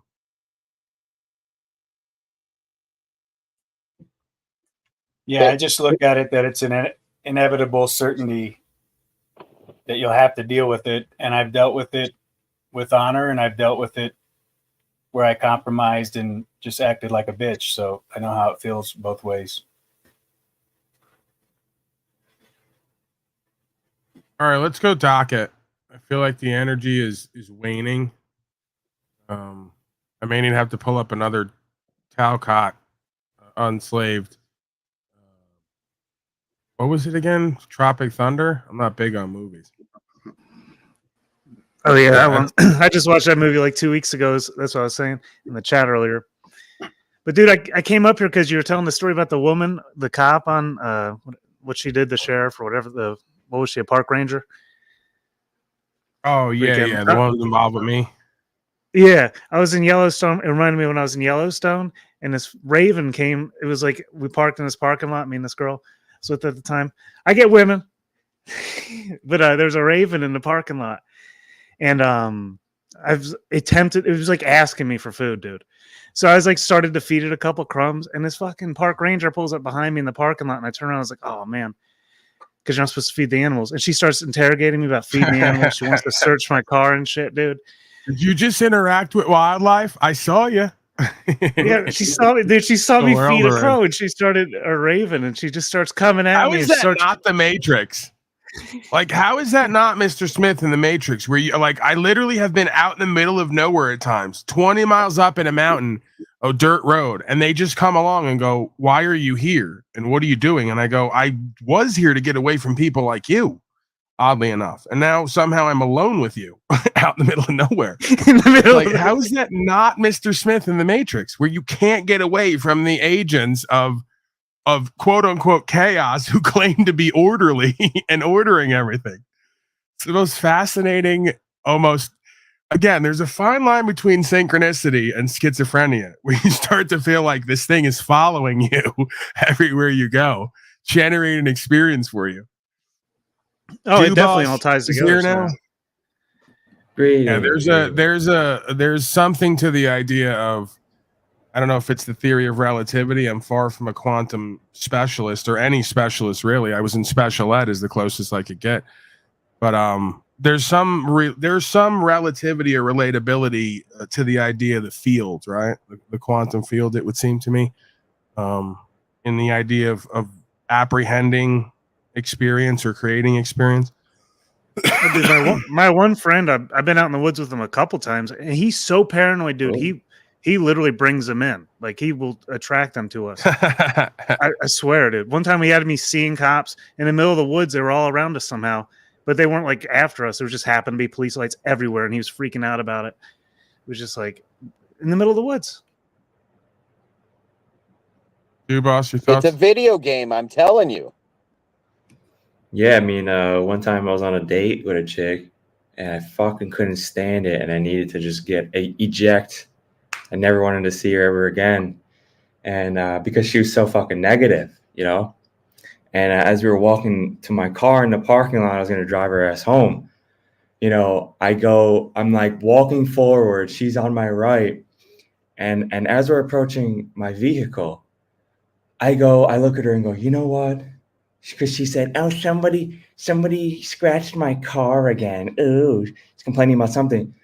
And I was like, you know what? The reason all these shitty things keep happening to you is because, and right before I was going to say the word believe, I looked down. For some reason, God jerked my neck towards the floor of the parking lot, and there was a Justin Bieber CD with that the album title is Believe on the wall of the parking lot on the floor, right when I was going to say that. And I was like, look, here's the evidence. I was just going to say the reason why you're fucking negative and all this shit keeps happening to you is because you believe it. I swear to God, You're there's gonna a go Justin full Bieber CD. synchronicity, schizophrenia, and pick up the album off the parking lot ground. You know, I that's the did. proof. I took it home. You just I have 100 more stories like that. Closet Bieber fan. I'm sorry? Said you're really just a closet Bieber fan. That's really what it is. He's a believer. Yeah, I'm a believer now. I mean, after that, I just played the whole album for the rest of my life, and yeah, I attribute all of my succession to that. You know. Hey, that is a synchronistic. Those stories, man. Life, there's a lot of those out there. Life is bizarre. Well, I'd posit that our whole lives is that. Like, that's why, in my opinion, when whoever said you can't say the Lord's name in vain, that's what it means. Because you can't. Like, you can't even if you try, meaning you always get what you're looking for. Because in my opinion, God's name is I am, Jesus' name is I am. So you can't ever take his name in vain because you can't ever get anything different than your convictions in this world. And how does that work? Well, I mean, let's not get physicsy with it, but I believe there's multiple universes, and when we make different decisions and convictions, we step into those. But that's you know, well, that's too When far, you can't put God in a box, man, so you can't put a label on him, so you can't actually, you know, say it. It's impossible to say a word that encapsulates God. Fair. That's why they said some folks say that Hebrew, not I, right? Not I wouldn't know anything about that. You know, they say it's not a spoken language, right? Because it is almost a heart-based internal thing, right? You speak tongues, Timmy? Yeah, I do with certain individuals. If you catch my drift. There you go. Preach it, brother. Yeah. All right. So we hitting the docket or what? What do we got here, Paulie boy? Yeah, we can go into it a little bit. I mean, we're already coming up on the second hour. Oh, dude, I want to finish this one. The one she searches my car. He after keeps pressing. doing that to me, right? I have to finish this story. It's the third time I went to you. Even okay? No, go ahead. Finish this, dude. We're here for you. I know. She made this whole big deal like about having to search my car because I had bird feathers and pieces of grass that I collected from other parts of the world, and they were sitting on my dash. So she said she could search my car, and I'm like pressing her like, no, you need to get your supervisor. Dude, yeah, like I'm like, no, I got those feathers from. I did not get anything from here. Thank God. I She didn't used think about evidence of wildlife and nature to search the car. that. Yes. And then she said, but I made her get her supervisor, and and then he came and was like, yeah, she can search the car, and I was like, fine, and I was pressing them both, and then by the end of it, she was like, I'm gonna leave you with the ticket for this, and I was like, can you just like not write me a ticket or something? She's like, all right, fine, but you have to come over here and talk to me first. And she These took are me same behind the other people who car. at some point will inevitably again make lamps out of human skin, looking for evidence of nature and animals to keep everyone safe. Right, like this doesn't end. As much as I love Judge. Hold on. She took me behind the car Yeah, and asked if it was And because raped if you. she was a woman that I treated her that way. And then I said no, and she let me off. She let you off. I'm She sure got she you let off you or off. let good. you off? Got you off. Both, all of it. Fucking A, Jack Talcott. I think he's lying. You see how? No, she let me off. You see how with Josh Fleischman, like, or this situation, you realize these motherfuckers can do the same thing no matter what, right? He'll be like, "Come here, truther cop. So you were in the park in the code area that says you can't collect feathers. Do you know what H1N1 is?" No, I don't. You. See what you made me do. I'm sorry. Can I apologize now? Sorry. That was If you Yama don't- crap. If you don't get your act together, buddy, you're gonna be staying here with me. Get all those bird feathers. That Do actually you know what sounds rather happens? attractive. It's an attractive, Are you being- rather are you attractive being offer. I've never seen you- such You're an being empowering, contemptuous. inspiring man such as You're being yourself. contemptuous. You're being contemptuous now. Do you want to stay here for 90 days? Well, with you? No, with the big bald guy over there. This guy. With that large, muscular black man? Again, Yeah, kind of an yes. intriguing offer once again. You know, I think it doesn't work when they like it. All right, forget that. You know, because that doesn't give me pleasure. You got a You're double free to bunk go. with that African American man right there? You got a double? You're free to go. You're free. Get out of my sight. Okay. All I'm right, gonna let thanks. you go. I'm gonna let you Truther off. cop here. did it again. I won again. They won't. See, That's if you the just- bit where they won't put Truther attorney cop there. in jail because he sounds so gay that he'll really enjoy Yeah. it. See, truth or cop, just embody it, man. You just do the truth, you know. Just be the You truth. can't punish him in the modern day in the penal I have system thought. because he I have enjoys thought penal. about. I have thought about that method before with a cop, like just being like really into it, whatever they do. Like, yes, officer, you can say, because they would not touch you. They would let you off with so much if you pulled But that that's off. the reverse psychology. I've seen it. When every time one of these auditors goes, just arrest me now, do it. They go, no, we're not doing it. We're not arresting you. Soon as you don't want to be arrested a little bit, that's when they start wanting to arrest you. So like if you just start going, hey, I'm Truther cop and I have an ex-boyfriend who's locked up and I've been waiting to see him. They're like, oh man, we can't. It's not the same. Receipts. They don't get the thrill out of it if you're not scared of being punished. Were you going to the docket? Are you done with your horrible story or what? But I gotta tell you, then like this, we were driving and we were listening to music and stuff on the radio, and the sun was shining, and then like this bird was flying around and stuff, dude. This sounds like a Bob Marley song. Was a man on a mission for world peace. It was a noble goal, sure, but Jack wasn't. I was going to say something. Put it lightly, a bit rough around the edges. Jack had a knack for alienating people. His temper was legendary. None of that mattered. He was determined to unite the world, even if it killed others, millions if necessary. Simple. Get everyone to agree with him and live in the now and elect him world leader. Of course, he hadn't quite figured out how to do that yet. He tried talking to people. He tried yelling at people. He even tried writing strongly worded letters to the United Nations. But nothing seemed to work. One day, Jack had an epiphany which involved listening to Paul Unslaved from the Pimp channel. That man, Paul, has a lot to answer for, putting silly ideas into Jack's head. Start a YouTube channel, Jack. Yes, I'll be a life coach, a spiritual leader, a guru. No, that's you? This is all your fault, Paul. No, I mean, that's me? He shouted, startling his neighbor's cat. That's how I'll reach the world. He rushed to his computer, his fingers trembling with excitement. This was it. This was his chance to finally make a difference. Jack quickly created a YouTube channel. He called it Jack Talcott Life Without Fear. Live Without Fear. Whatever it is. F you, Paulie, it's mine now, little bitch boy. Trademarked and everything. Chin, chin. The world needs to hear my message, he declared to an empty room. Little did he know, the world was about to hear a lot more than just his message. Jack's first video was titled World Peace. Get out of your imaginations, live in the now, F you, you bitch-ass mofos. It's not that fucking hard, people. He filmed it in front of his fireplace with a love sign hung up. People are going to listen to Jackie Boy now, fucking slaves. We need to stop fighting. It's time to come together as Under Me. He went on to outline his plan for stopping wars and illegal secrets, which mostly involved everyone just agreeing with him.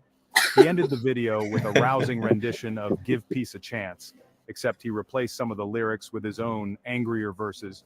He uploaded the video, his heart pounding with anticipation. Fearful of rejected, he pressed on. This was it. His moment had arrived. The views started slow, a trickle at first, then a steady drip. Jack refreshed the page obsessively, watching the numbers climb. But then came the comments. Viewer 1, this guy is nuts. Viewer 2, is this a joke? Viewer 3, someone get this man a gummy bear.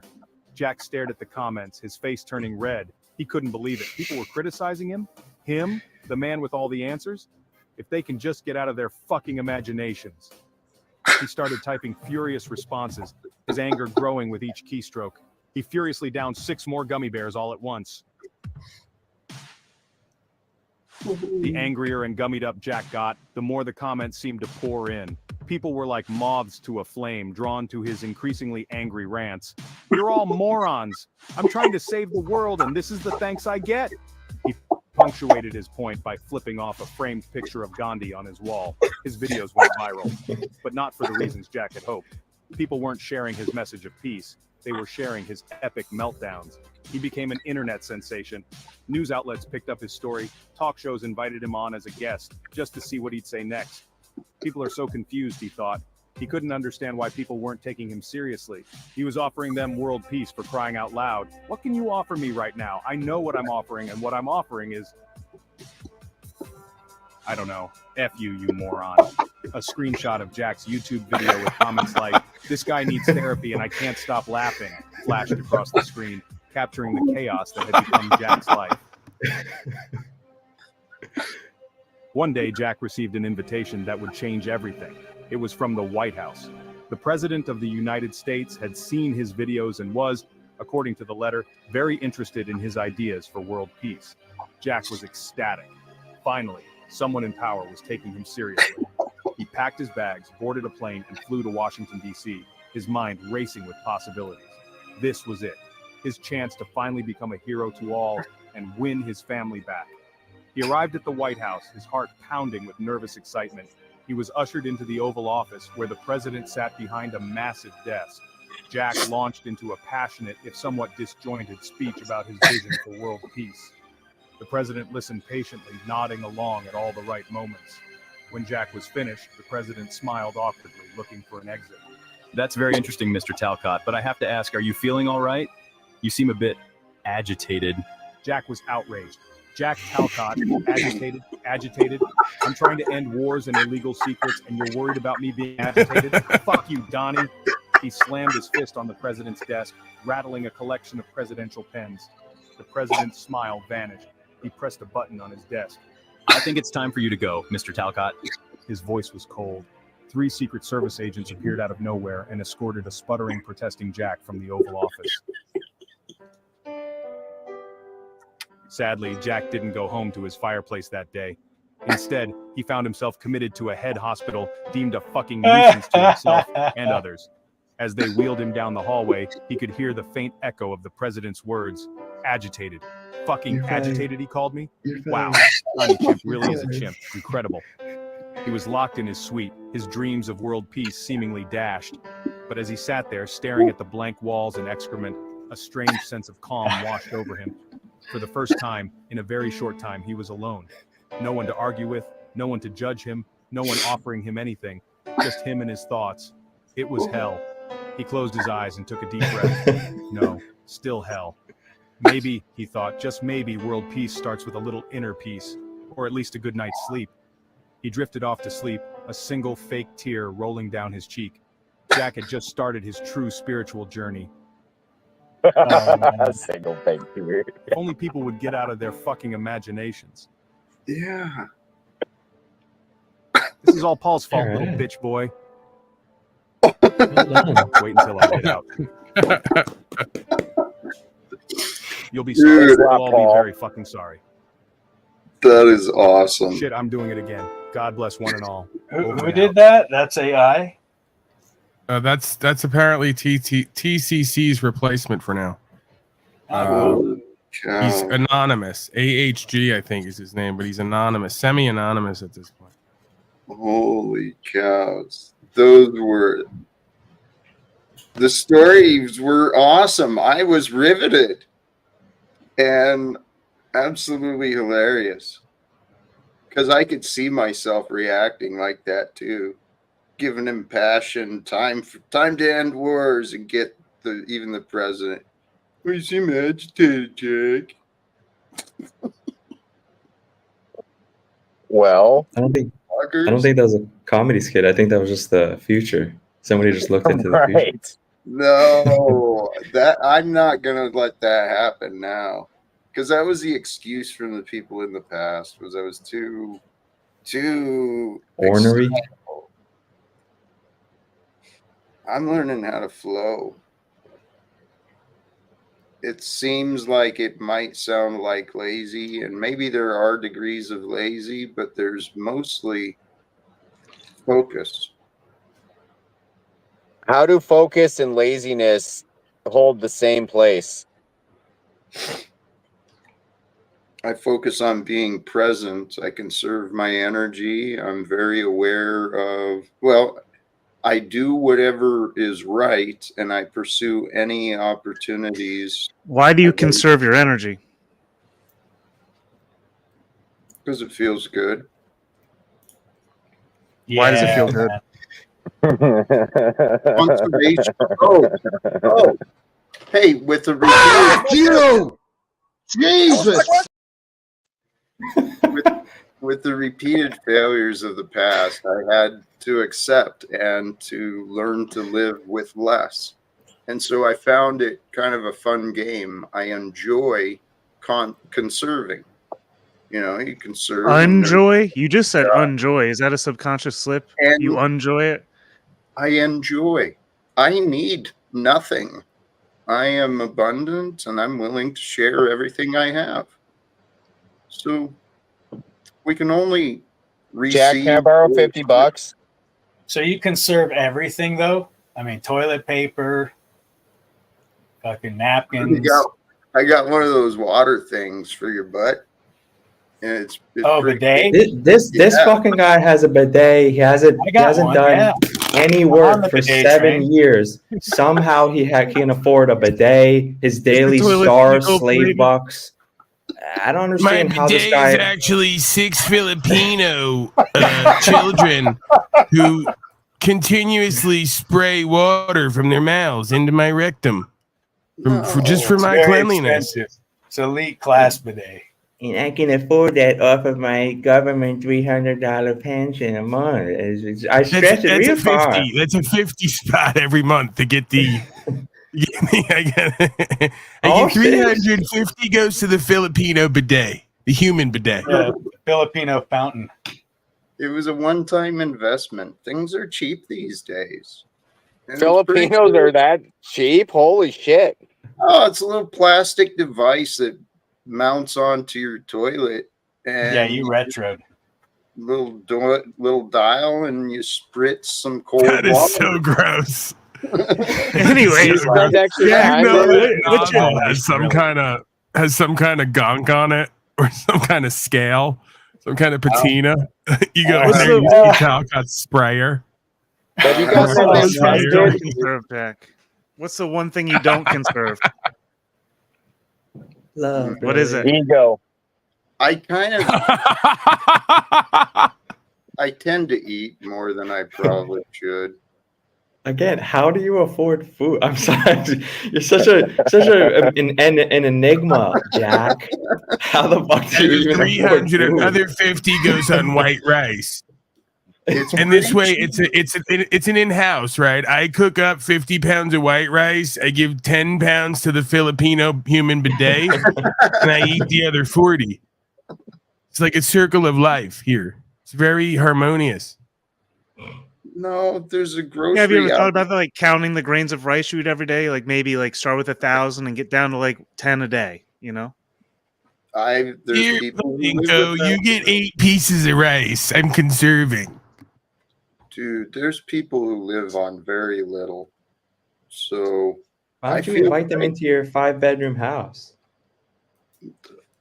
You can only do what you can with what comes into your life. This is the whole point. There's a lot of the more. Actually, you know what? You're already housing 6 Filipinos. You're doing fine. You're doing great. Wait, can you repeat that one more time, Jack? You can only do what you can with what comes into your life. If something doesn't come into your life, you can do nothing with it. Doesn't that Basically, defy what I'm saying is I made an order for 6 more Filipinos. Go on. I need somebody to cook my rice. I don't That seems like a cook it anymore. consequence of conserving your energy, Jack. Can you imagine all the folks who want to conserve energy who then someone else has to expend more energy just so they can even out the equation? That's kind of what happens. That sounds like capitalism. Man. Those Jack, are you a secret capitalist? Talcott's like a billionaire without $1 billion. He just sits around the big house all day, conserving his energy while other people expend more. Figuring he's out on how to something. get people to work for me. Yeah, Figure it out, motherfucker. You Like can this. keep repeating the words and the actions over and over and tell yourself, I'm living. I'm doing it all on my own. I'm doing good. I'm doing good. That's what I say every day. I do that same rap. It was amazing how he did the bit and it was me. He's good at that, like I am. He made engagement with the audience. I was engaged in that one. You know, he's right. I get up every day and I go, I'm living. I'm doing good. I'm doing with just me and God. You know, I say God second. I go, I'm doing it all. Then I go, well, God has something to do with it. You know? Actually, that's what I was talking about earlier today. This new level of detachment. It's just God. That's all. New levels of detachment. To the point you're going to be a floating spirit. You're just going to be watching your body all day. I've conserved energy and detached so much, I'm in spirit form. I'm not even in current anymore. You just see Talcott's spirit present at the panel. His body's still in bed conserving. It's in conserve mode. He's in eco mode. That's how he does his death coaching, dude. Remember when he put that one dude out and the spirit left his body on camera, dude? Exactly what he does. He teaches us to do it too. Go ahead and conserve your energy. Just die with me right here. The guy just drops over. He goes into full spirit mode. Wow, Jack, I didn't know that this world was possible. That's like the movie. Everyone's so shocked because Jack keeps death coaching the whole town, but then they don't know there's another world and Jack's flying like Aladdin. And then it cuts right to like, I can show you the world. Jack's floating in spiritual form. He's encouraging all bodies to die and not try. He's the best coach ever. With no legal secrets and wars all ended. A whole new world. But then somehow Conservate they your can't get energy back. to get there. But then this is where it takes a dark turn because they death coached all of themselves and each other to leave their body and be in pure spiritual form. But now they can't get back to make a change. Right. So like now they have to develop some kind of dastardly technology to inhabit bodies and carry out their plan of world domination for peace, of course. Mm-hmm. For peace. And Paul, brother, and then we death coached everyone, and now there's no more Filipinos to wash my ass or cook me rice anymore because everyone's gone. And world peace. Use another rag, okay? I got a whole box of them in the bag. Jack's like one of the royalty who used to have groom That's with what a Talcott stool. means by world peace. he wants to just put everyone to death. I mean, that's it. No peace. I This just guy want to just realize. found me. You figured me out. I'm Thanos, Cod. I just want to obliterate everyone so I can just walk around naked and there will be no more fucking disagreement. We find out Talcott's like the semi-autistic 8th Rothschild baby who they won't claim officially, but they're helping him out financially. Right? They won't claim him, but they're helping him out financially, and he looks shockingly like the rest of them. Like when you get him, that's got to be a new. See, if TCC was here, that'd be the best bit ever. The 8th Rothschild, like the Queen's sister that they left at the asylum, and then everyone found out. Wasn't his name Skidmark? No, Snubs, please.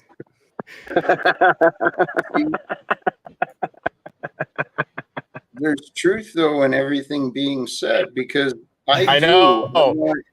I want to help the world.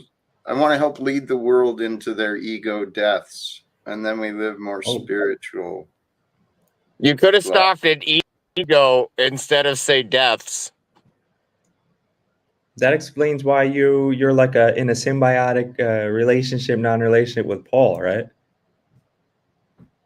We're about. He's got to cuck to somebody. No, it's not cucking. It's like, you know, those things in the ocean, like the two beings that like one being is like surviving, like the symbiosis, like he needs to attach himself like a to that succubus. other being. Can you imagine? Yeah, I'm like the big whale that just like swallows other beings whole. I shouldn't have said it that way. Swallows other beings whole. We're gonna continue with that phraseology. And then Talcott's like the little grouper fish that just follows me to the right and then eats all the little bits of the huge meals that I have, right? It's a symbiosis. He gets to conserve energy, right? He doesn't have to hunt or clutch. He just kind of hangs along under my stomach and gets the little bits, and that's enough to, you know, keep him going and inspire him, and it mitigates his karma. You know, he doesn't have to be involved in swallowing whole things. I was thinking more like a barnacle just hanging on for dear life, the life out of you. Barnacott. All right, Nubs, you're being rude. You see, it's a fine line between having fun and fantasizing about Jack Talcott as a character versus just being mean and rude. And you're kind of constantly treading on that line. Actually, you're jumping right over it. You actually live on the other side of the line. Yeah, Forget about jumping it. You just set up shop on the other side of the line permanently. Fuck yeah. Hey, Jack, don't take this the wrong way, but I was gonna say parasite cot because you're not just a barnacle, you know, just swaying in the ocean wind. You know, again, I'm telling you this as softly as possible. You know, like a parasite. That's a great imagery.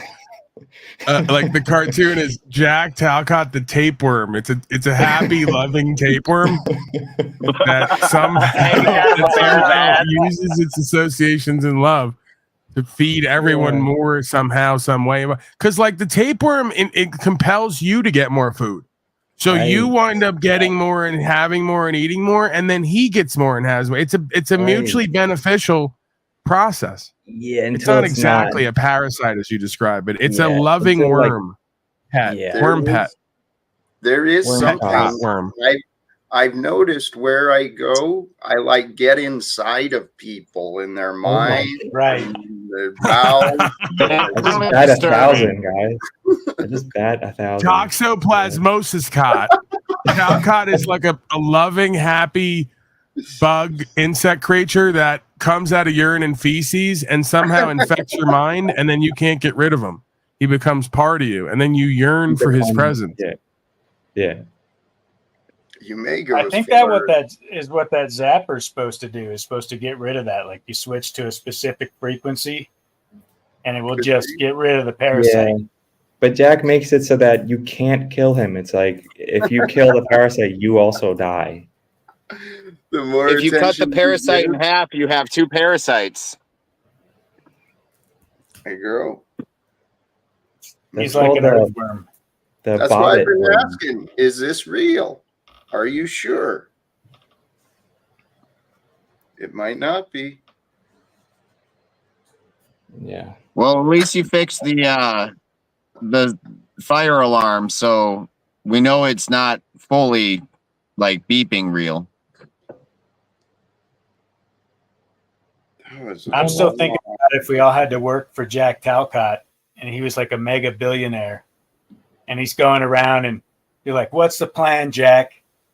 He's going, I don't know. There's no plan, man. We're going to do this. Get out there and fucking do what I tell you. You end wars and you stop them secrets.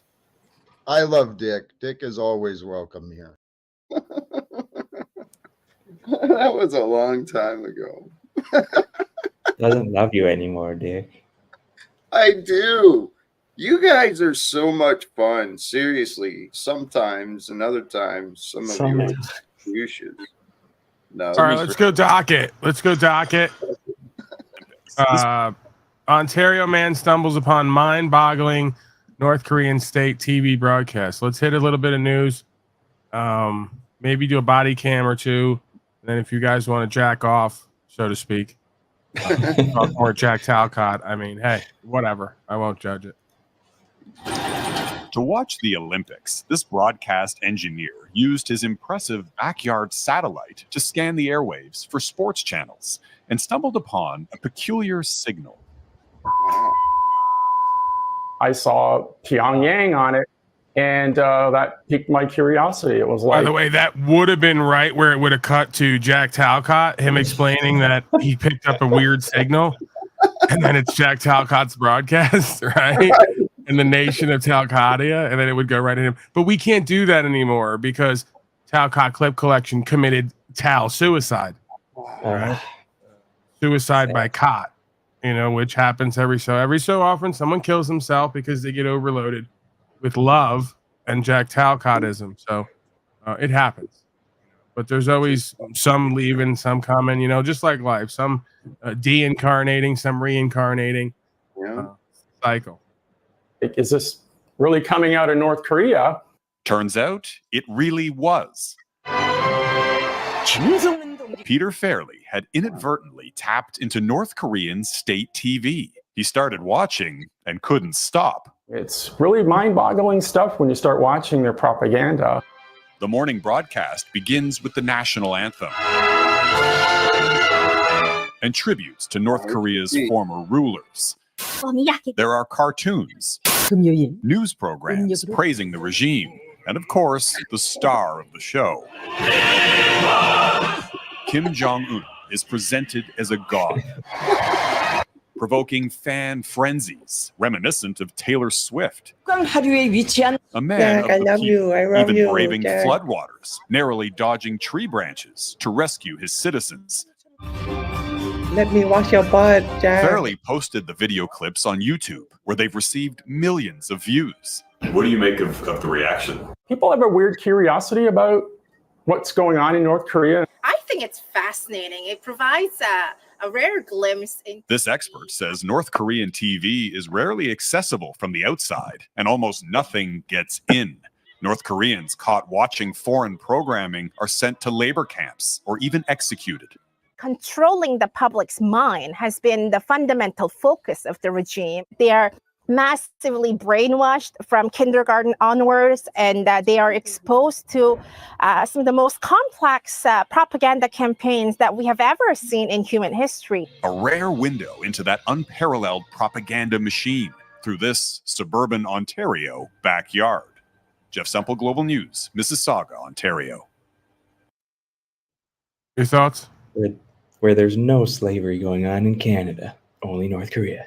I bet they use similar techniques to what the U.S. government and Hollywood did to create the celebrity phenomenon. It makes sense. Dude, all of these state agencies, they've been learning from each other about how to manipulate and control their people, but shouldn't. Is that where you learned it, Jack? I learned from watching the world, yeah.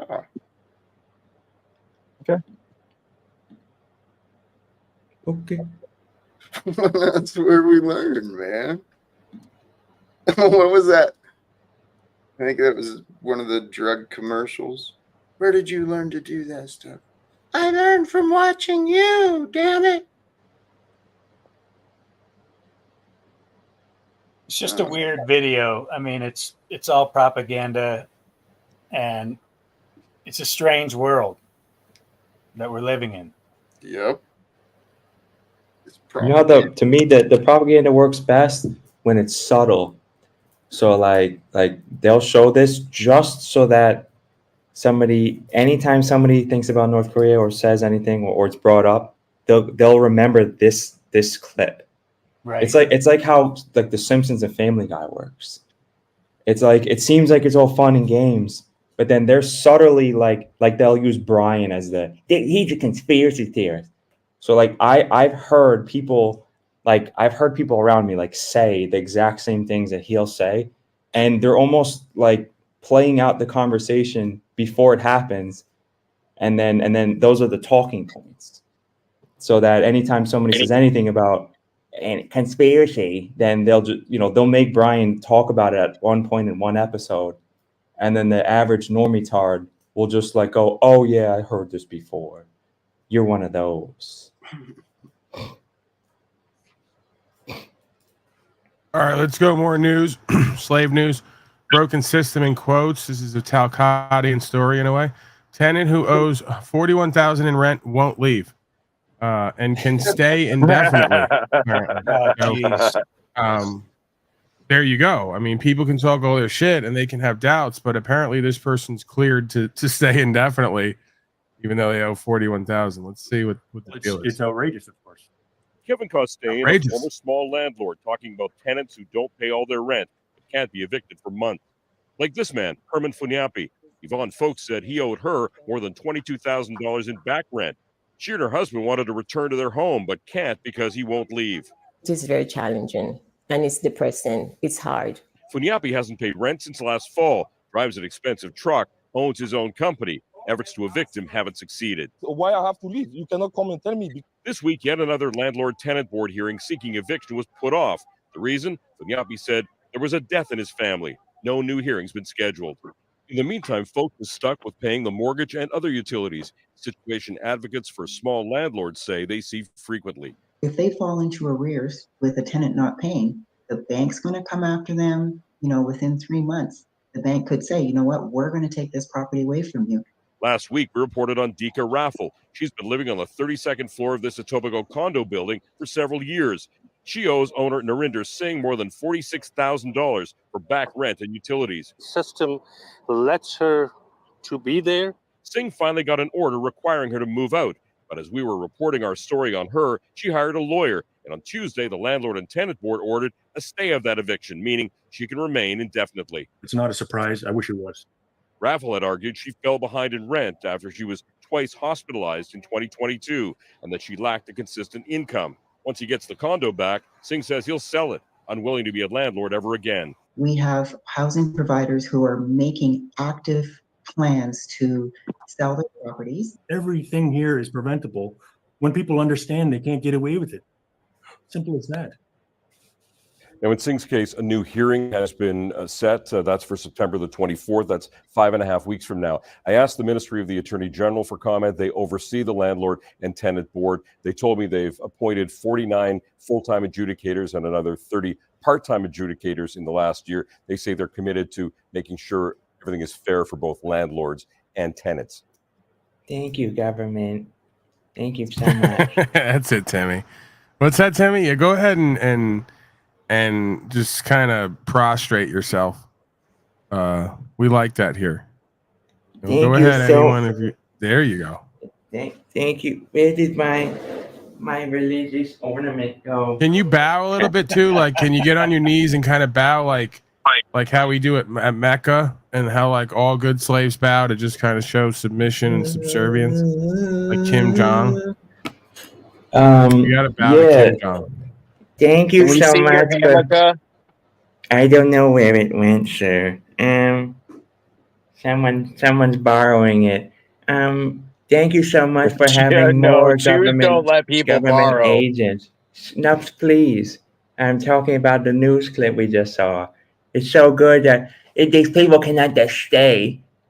I'm a landlord. I signed so many LLCs and pay so much taxes. They can't just do this.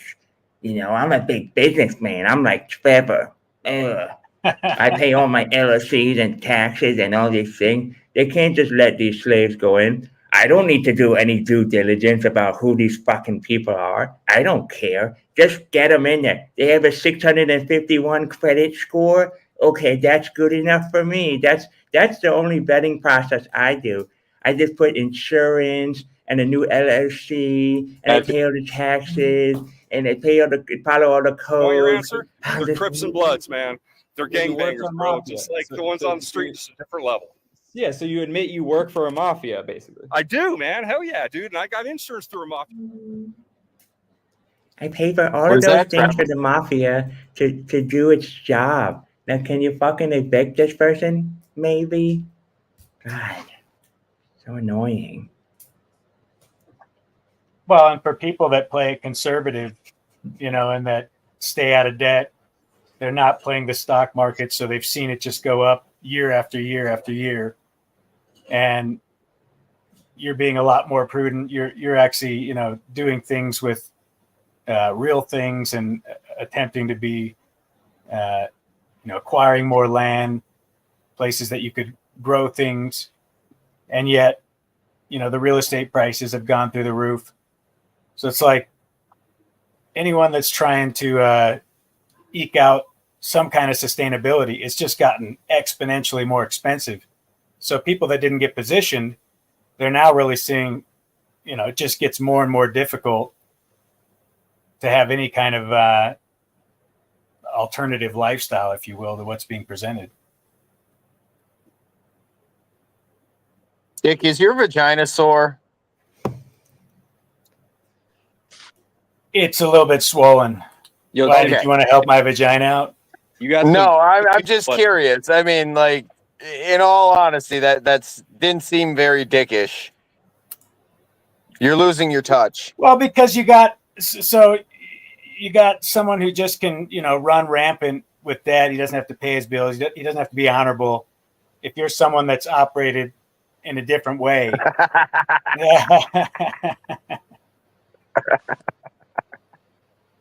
I don't know. My vagina is swollen. Take somebody like Trevor, for instance. The man will go and get a permit to do what his family has done for years. And he thinks that's a normal behavior because, well, my daddy did it and his daddy did it before me.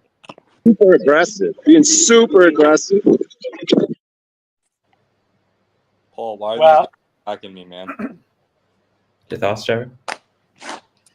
I don't know why you guys are coming at me for being just like a normal person, I'm just a slave. Stop fucking coming. I love Dick. Dick is all. I'm just a fucking slave. Will you just leave me alone? No. We know. No. We know. We won't leave you alone. You're here. Yeah, but anyway, there's all these dishonorable paths that you could take, and it can look a lot more lucrative, to like take one of those paths. But I'm just sitting here listening and, trying to take in some information, and then you guys all just come and attack me.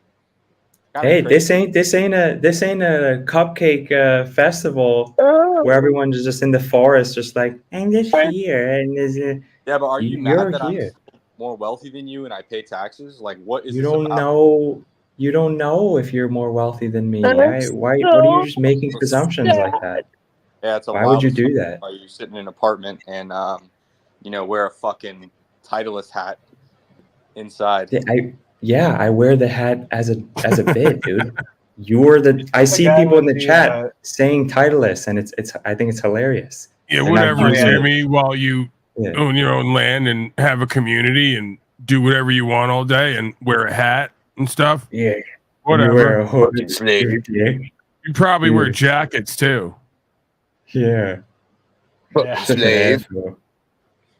Yeah, can I throw a different perspective? Because please do, Mr. Talcott. They're not loving people here. It's obvious. Well, they are. They just like to hide it. And regarding the comment, just a slave, you're more than that. That's why you're here, because you're here to realize that regardless of the past and the traditions of registration and licensing and permission and obedience, despite all that, You're more than just a slave. We all are. We're all far. Yeah, more. yeah, deep down, yes. But it's like a professional gaslighting thing at all times. It's like Trevor will not respond to you didn't have a daddy, Trevor. That's just what it is. Your daddy never told you, hey Trevor, you're being a dishonorable bitch. But my daddy. Don't do that. Well, and why do you feel beneath yourself? Because beneath everyone else, you're the one that's putting yourself in that ranking. I mean, you've got some kind of like inferiority position about yourself. I have an inferiority position about myself. Yes. Yeah, because you're saying, why are we all so much better? Nobody said that. I'm saying that. No, on the ground. I'm just sitting tight. Actually, no, really, like I am saying that on the ground, not talking about spiritual world equal at the highest level, but like on the lowest level, yeah, like I'm better She does than that Trevor. yarmulke, the whole chosen people thing. I mean, got that going. And I don't say that to be a dick. It's just Was there ever a time merit, where you were part freedom. into it? Was there ever a time where you were a part of it, where you believed in it? Not really, Jack. There's different levels of things. Bro, you had an LLC, bro. Put him on a cross. He had a fucking LLC, bro. Sounds like a plan, bro. I said not really, so not really. If you want to call it that, for 2 years, bro. You had an LLC 4 years ago, man. Come on, bro. I didn't say 4 years ago. I said from 2017 to around 2019, I believe. Come on, bro. But again, But you'll do the you choose to minimization, use the maximization. LLC. Is there something inherently wrong with choosing to use an LLC for the purpose? I believe so. Yes, because you're avoiding liability, Dick. We got this guy on record to admit that he really wouldn't care if a roof fell and like killed somebody. He only cares about it being insured. Like, oh, do I not have to go to jail and not pay? Okay, then great. Like, he doesn't actually give a fuck. So yeah, it's problematic because we're creating a false infrastructure since you enjoy around. Since you were bullied when you were a child and you like to fucking, you were bullied. You were bullied. Since I was bullied as a child, what does that have to do with anything? Again, you clearly don't. Your business probably sucks. You're probably just bullshitting, dude. Because no man that leads a business acts like what you do. This is what you do. This is what I do? What do you mean this is what I do? You come on here and you need somebody to fucking yell at when I'm just sitting here listening, taking in information, and you want to fucking... No, I'm using you as an example, dude. I was using you as an example in my bit because it was funny. So you're here and you don't just get to dictate how... Again, you motherfuckers, you never had a teacher in your life. You never had a mentor. You never had anybody lead you. They don't owe you shit. Every mentor I've ever had was a motherfucker, was a piece of shit. But you know what? I sat there because I wanted to fucking learn. I didn't go, excuse me, teacher, I don't like the way you're delivering this information. Can you do it this way? Because I don't know anything about this topic. But can you do it instead of doing it like you are? Because you have a fucking reason. Because you have succeeded at this thing. Like, let me get your twist on something here, though. What do you think about the premise that a company would have representatives? You know, if it's not a non-liable corporation, what do you think about representatives being liable for the collective resources of the organization?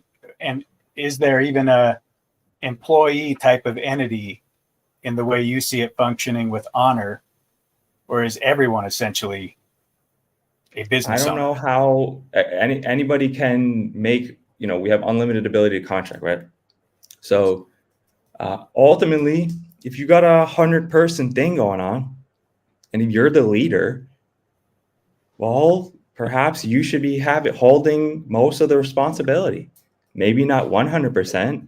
Maybe you did dish off a bit of it to the guys with you, quote unquote, under you. But like it's not crazy to say that because the reality of the world the reality is that's how it works, right? Yeah, because that's the again, folly of the corporation is you have these representatives, and they're operating within a non-liability clause from the outset. Right. Yet they're representing this non-liable vehicle of sorts, and so it's a conflict of interest from that aspect. But then when you think about, okay, what's the counter to that? Well, it has to be small community-oriented businesses that, you know, stay within their means, because you wouldn't be able to have that mass conglomerate if you didn't have the non-liable clause where these things can just go out and operate with reckless abandon and no consequence and just, you know, fucking it's also a jurisdictional problem, right? Like if you have a shipping company, right? This is why all this is set up the way it is, in my opinion. Like a shipping company is commercial, right? It's international. Where do you hold the shipping owner, liable for your shipping container getting lost in the ocean? Like there's no international court, and I'm happy there isn't. I don't want there to be when I'm not Chile the slave-o. But yeah, like you said, if the company was a shipping company that managed that in their budget and that's their reputation, hey, we guarantee every container. You have to, declare the value, and you can even pay an insurance up to a certain premium or whatever. There's ways to do it, of course. And if the competitive value is there, then people will buy that for their container. Yeah, but ultimately, though, we're talking about like right now the situation with the LLCs, and why I said it's ethically not okay, because nobody's accountable. And sure. I guess maybe that's not actually true because fraud will pierce those bullshit LLCs, right? But yeah, the man is accountable. So it is all corporate, I guess. Though the insurance company is liable, not the LLC. Yeah, well, but perhaps, like but then also to Timmy's point, the person can't conduct himself, dishonorably and think that he gets away with it because he's operating under the guise of the LLC. That's also the folly of that vehicle, is it's duping someone out of position so that they're considering they can do things that are dishonorable and it's okay. Because how many corporations on the verge of bankruptcy, they have all these representatives going out and still working deals and doing things they know are terrible for customers, but it's just all in the name of, we're all pulling the rope in the same direction. Everybody, do the same thing, do the will of the corporation. So yeah, it's insanity.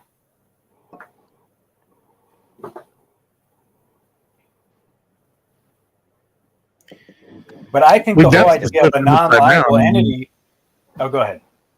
Oh, well, I mean, it's like that's what I realized is like, God needs to be above everything. Like that's the main problem. But now we have, there is no God in modern society, and the law has become, taken its place. It's all flipped upside down. So yeah, it's like, it's because I would ask, like, how do you guys feel about like the citizenship thing? Do you like hold citizenship like as a form of like a tool?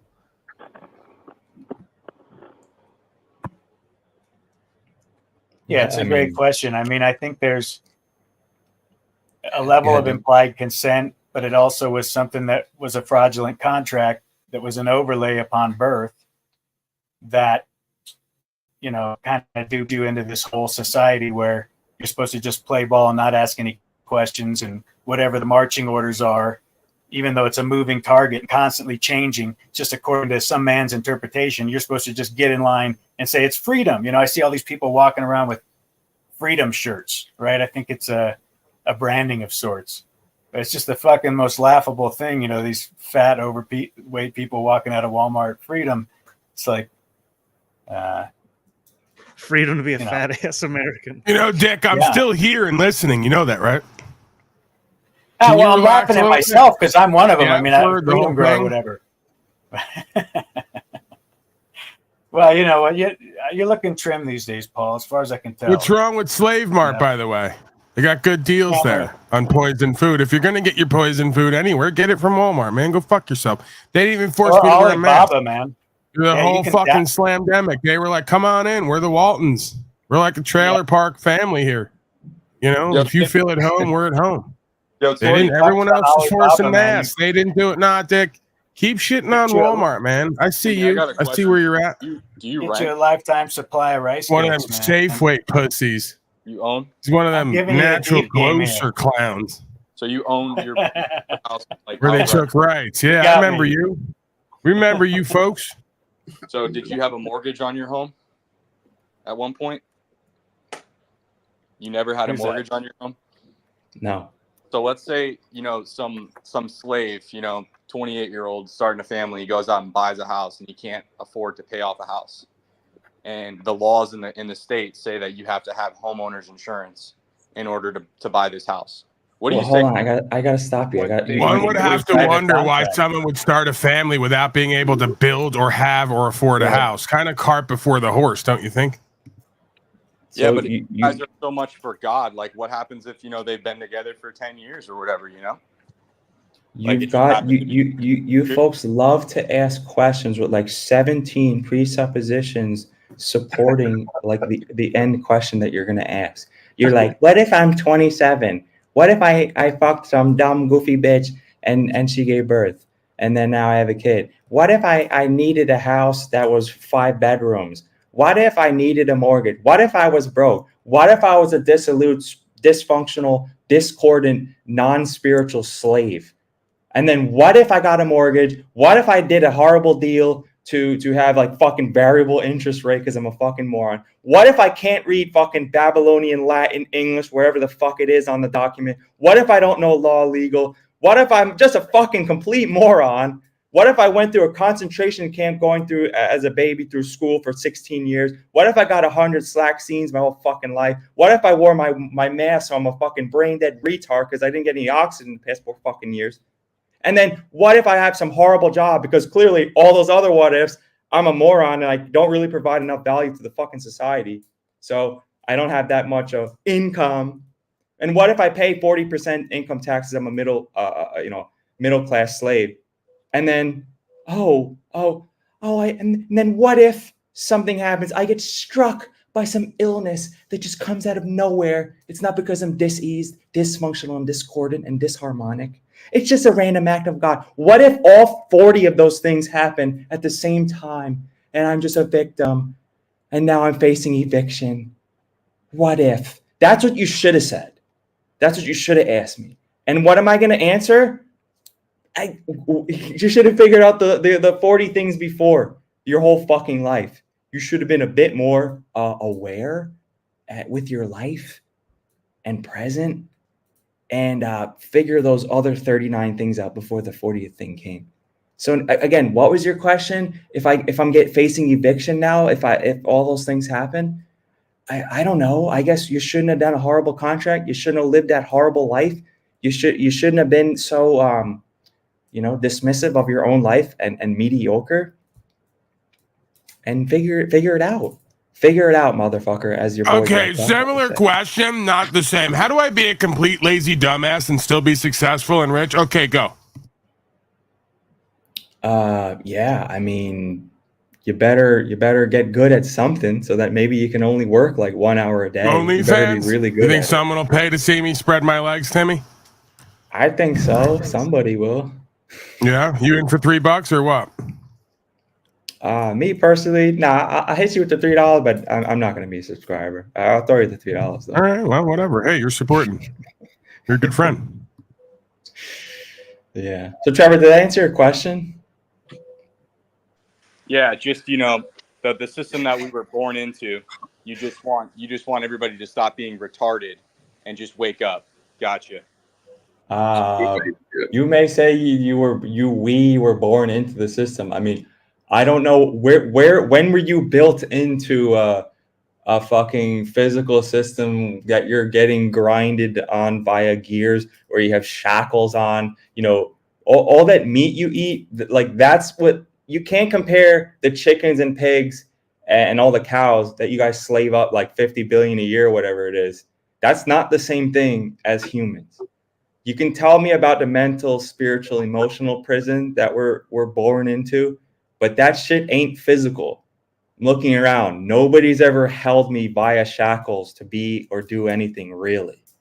Okay, so I don't know what you're talking about. Again, it's the same thing over and over. You motherfuckers lack I bet faith. You've public school. severed I off bet you went to your public spiritual school, man. connection to the You went I to am, public and school, you didn't think you? you and everyone else are fucking worms. It disgusts me. Why do I talk to you like this? Because I'm disgusted with you. You have infinite potential. You are a child of God. Start fucking acting like it. Go ahead, Trevor. Did you go to public school? Unfortunately, yes. So you were brought into that system, right? Like you had no fucking idea what you were doing, correct? When I was like 6, Yeah. yeah. And I rejected it pretty much the whole time. So like I we have a system just with walked on the fence. every fucking child born goes through this same system, and there's an awakening No, process. they don't. No, what are you talking about? Every being, nobody homeschools anybody. What are you talking about? That's like the most rarest thing ever. That's like No, it's not. homeschooling is extremely rare. You can just Google it right now. I'd say like Dude, you live your whole life on Google told me this. Have you ever walked outside? We did a man on the street the other day. We went up to 20 people and one said they homeschool their kids. So, and she had 4 kids. All the other average slaves have 1.2 kids, right? So there you go. You got 10% of the kids are being homeschooled in that sample size. Oh my God, it's not 10%. Again, you love to look at this world as, oh my God, there's this big thing and 8 billion people. All those people are choosing to do whatever the fuck they want. The people choose to put their kids through fucking concentration camp public school. You didn't choose that. And I turned out fine. I'm a case study that even if you're put through the Roman slave system, get 20% of your dick chopped off, get hundreds of slack scenes, fucking never seen a healthy relationship with the fucking parentals, that you can make it out of the matrix. So I don't know what point you're trying to prove. Dude, I'm not What are trying you to trying to prove? You come at random people like me and you spout out all this nonsense when they're trying to get information and maybe awaken into Again, you're getting emotional, dude. I want to. Okay, why I call out to you in my bit is because, hey, first of all, you're here. So, if you don't like the heat, get out of the kitchen. But second of all, I personally want to bridge the divide between people that get it in terms of the business world and people that get it in terms of the law and honor world. This is one of my personal missions. Here's the thing: is I'm aware of certain tax loopholes that are legal, right? But what you're trying to say is, oh, you're fucking retarded. You have a corporation and an LLC. That's what you're telling. I'm not calling you retard. Like, you want to call, I don't know, you want to characterize it however you want. Retarded, the word literally means means do again, and tarded means to go slow. So yes, I do believe you are retarded on that level. You are a bit slow on the uptake. You can't articulate to me why it's a good idea and an honorable idea to have an LLC, to pay corporate tax, to pay income tax, et cetera, et cetera, et cetera. So there's a problem. Okay. And it's not even about the taxes stuff and the LLCs. That stuff is secondary. Primarily, it's about honor. It's about standing for something. The reason why I call out to you is because apparently you have a business. I deal with people all day that are like you, that have businesses, and I talk to them and I don't get it. I don't get they have no principles. There is no foundation. There is nothing underpinning what the fuck they're doing. They take anyone as a client. They take anyone as their fucking employees. They have no concept. The concept of first being aligned on principles has completely gone by the wayside, and it's fucking unbelievable. And I don't get how our generation, well, I do get it, but our generation just doesn't get this anymore. And it's alarming, dude, because the same people I'm talking about, they're like, yeah, money, money, money, money, travel, bitches. And then they all got this. So I'm with you on that. I know you didn't, but they all got this. We're all promoting it. We're all like, yeah, it's good. It's great. Keep business going. Bullshit, lie. So they got their employees to do this. They spout it out like it's good. For the rest of the audience, you guys have seen me talk about when I was when I talk about my past in that mastermind, it was a mastermind, my business, where my business roots come from. I had to leave. I haven't even talked about this for years at this point. I left voluntarily, being the number 2 guy in that group that we were doing great. I left that group because the founder kept pushing this. So after a year and a half of him pushing it in the group to all of our students, I just, every fucking day I'm writing in the Facebook group, joining our Zoom calls, and just calling it out. And he was just totally against it. I threw it all away, said, fuck you, fuck all of you. And 95% of the business guys were with him, or they were silently, they wouldn't support what I was saying. And so this is my problem. Like, you can't separate these things.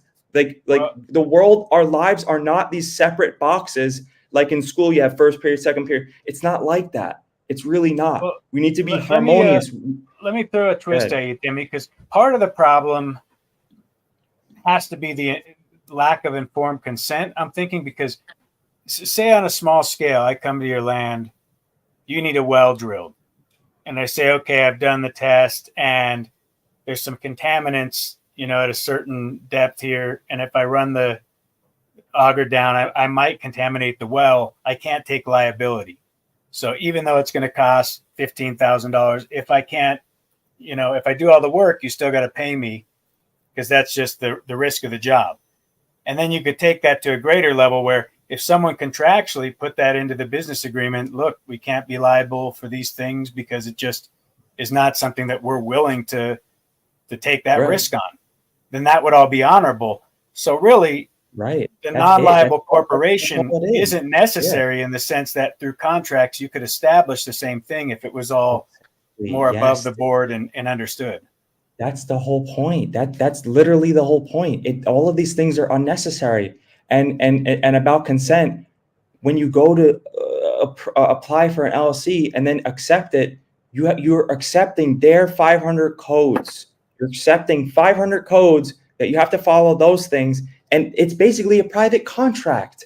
It's just a bad contract, because then you have to hire another man to speak for you. You can't speak at the state of Delaware court.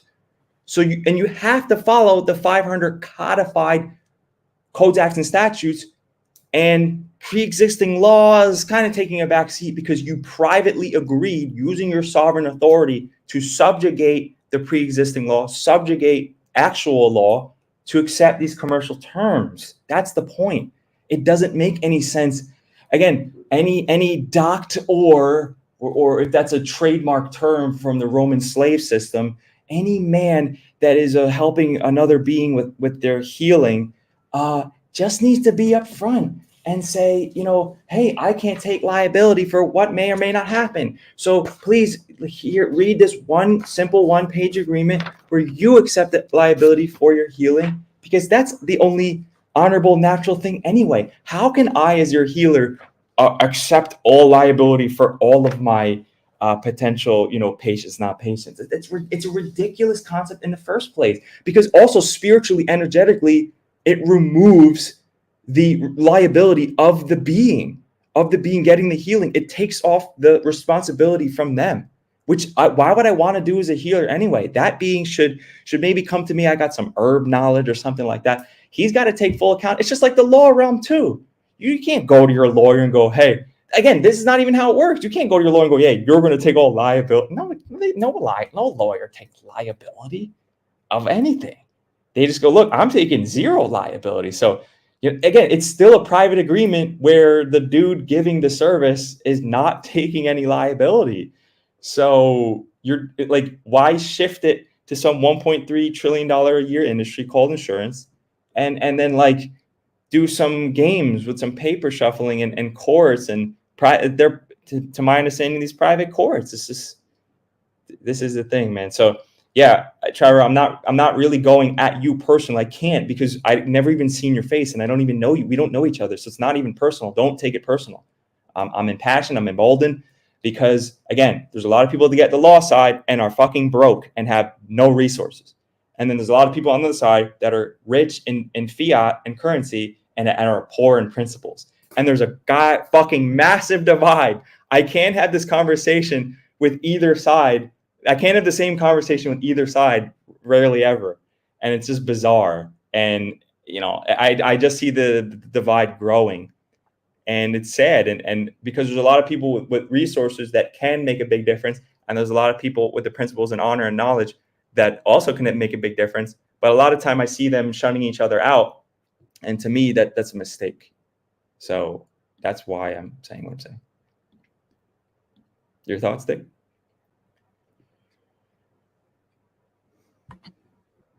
Oh yeah, you were lulling me to sleep there, dude. I kind of fell into like a deep slumber of sorts and was dreaming about pancakes or something. Pancakes with maple syrup. Pancakes are pretty Social good. pancakes. Towel cakes, I think is what they're Towel called. cakes are nice. Yes, They're free to yes. everyone. Yes. And I do like that idea that, it's just everything could be kumbaya and there could be gold at the end of the rainbow if we just keep chasing the hopium, that will find the fields of our delight, But this whole thing about the non-liable corporation, as far as Trevor was asking, I was playing a little bit of the counter because I've had my opinions on it for a long time. I don't think there really is a need for corporations at all, really. I think it's a cop-out on free markets and supposed capitalism and all these ideas they espouse as, unilateral competition. And I don't think it's what we want as a people. We want to keep the business local, and we want to have local communities that thrive with productivity and things that they produce. So you just don't get that with that corporate machine. People don't have the pride for it. Your thoughts on Scott's comment? Oh, what did he say? You talk about putting someone to sleep, Dick, please. Oh, well, yeah, I deserve that. All right, folks. Well, yeah. Well, that gets gets the chattel excited. It's like when there's a bunch of cows just eating grass, and you just go and just look at you. What's going on? Yeah, there's the link. Folks were clamoring to discuss. Trevor, I'm going to presume that you accept defeat and that you completely agree with me since you didn't say anything. No. Okay. I was eating. Okay. Yeah. Now I was listening to everything you said, and listen, I'm not saying I don't agree with you. Like, that's the difference. Is like, you can name call and you can do all this stuff. I'm not saying I disagree with you. I'm just saying, for people in this time frame, in this world right now, in order to have success, and I'm not saying it's for everybody, but just in general, you do have to play some sort of game with the government. And we've talked about this before. You don't just fucking go and build somebody's roof and say, hey, I'm going to Home Depot, I'm going to buy some shingles. Here's your signature that says I'm not liable for when this roof falls on you. That's not how the construction world works whatsoever. We have to get a permit. We have to follow rules in this society, unfortunately. And you can't just says who? Says you or you're talking about?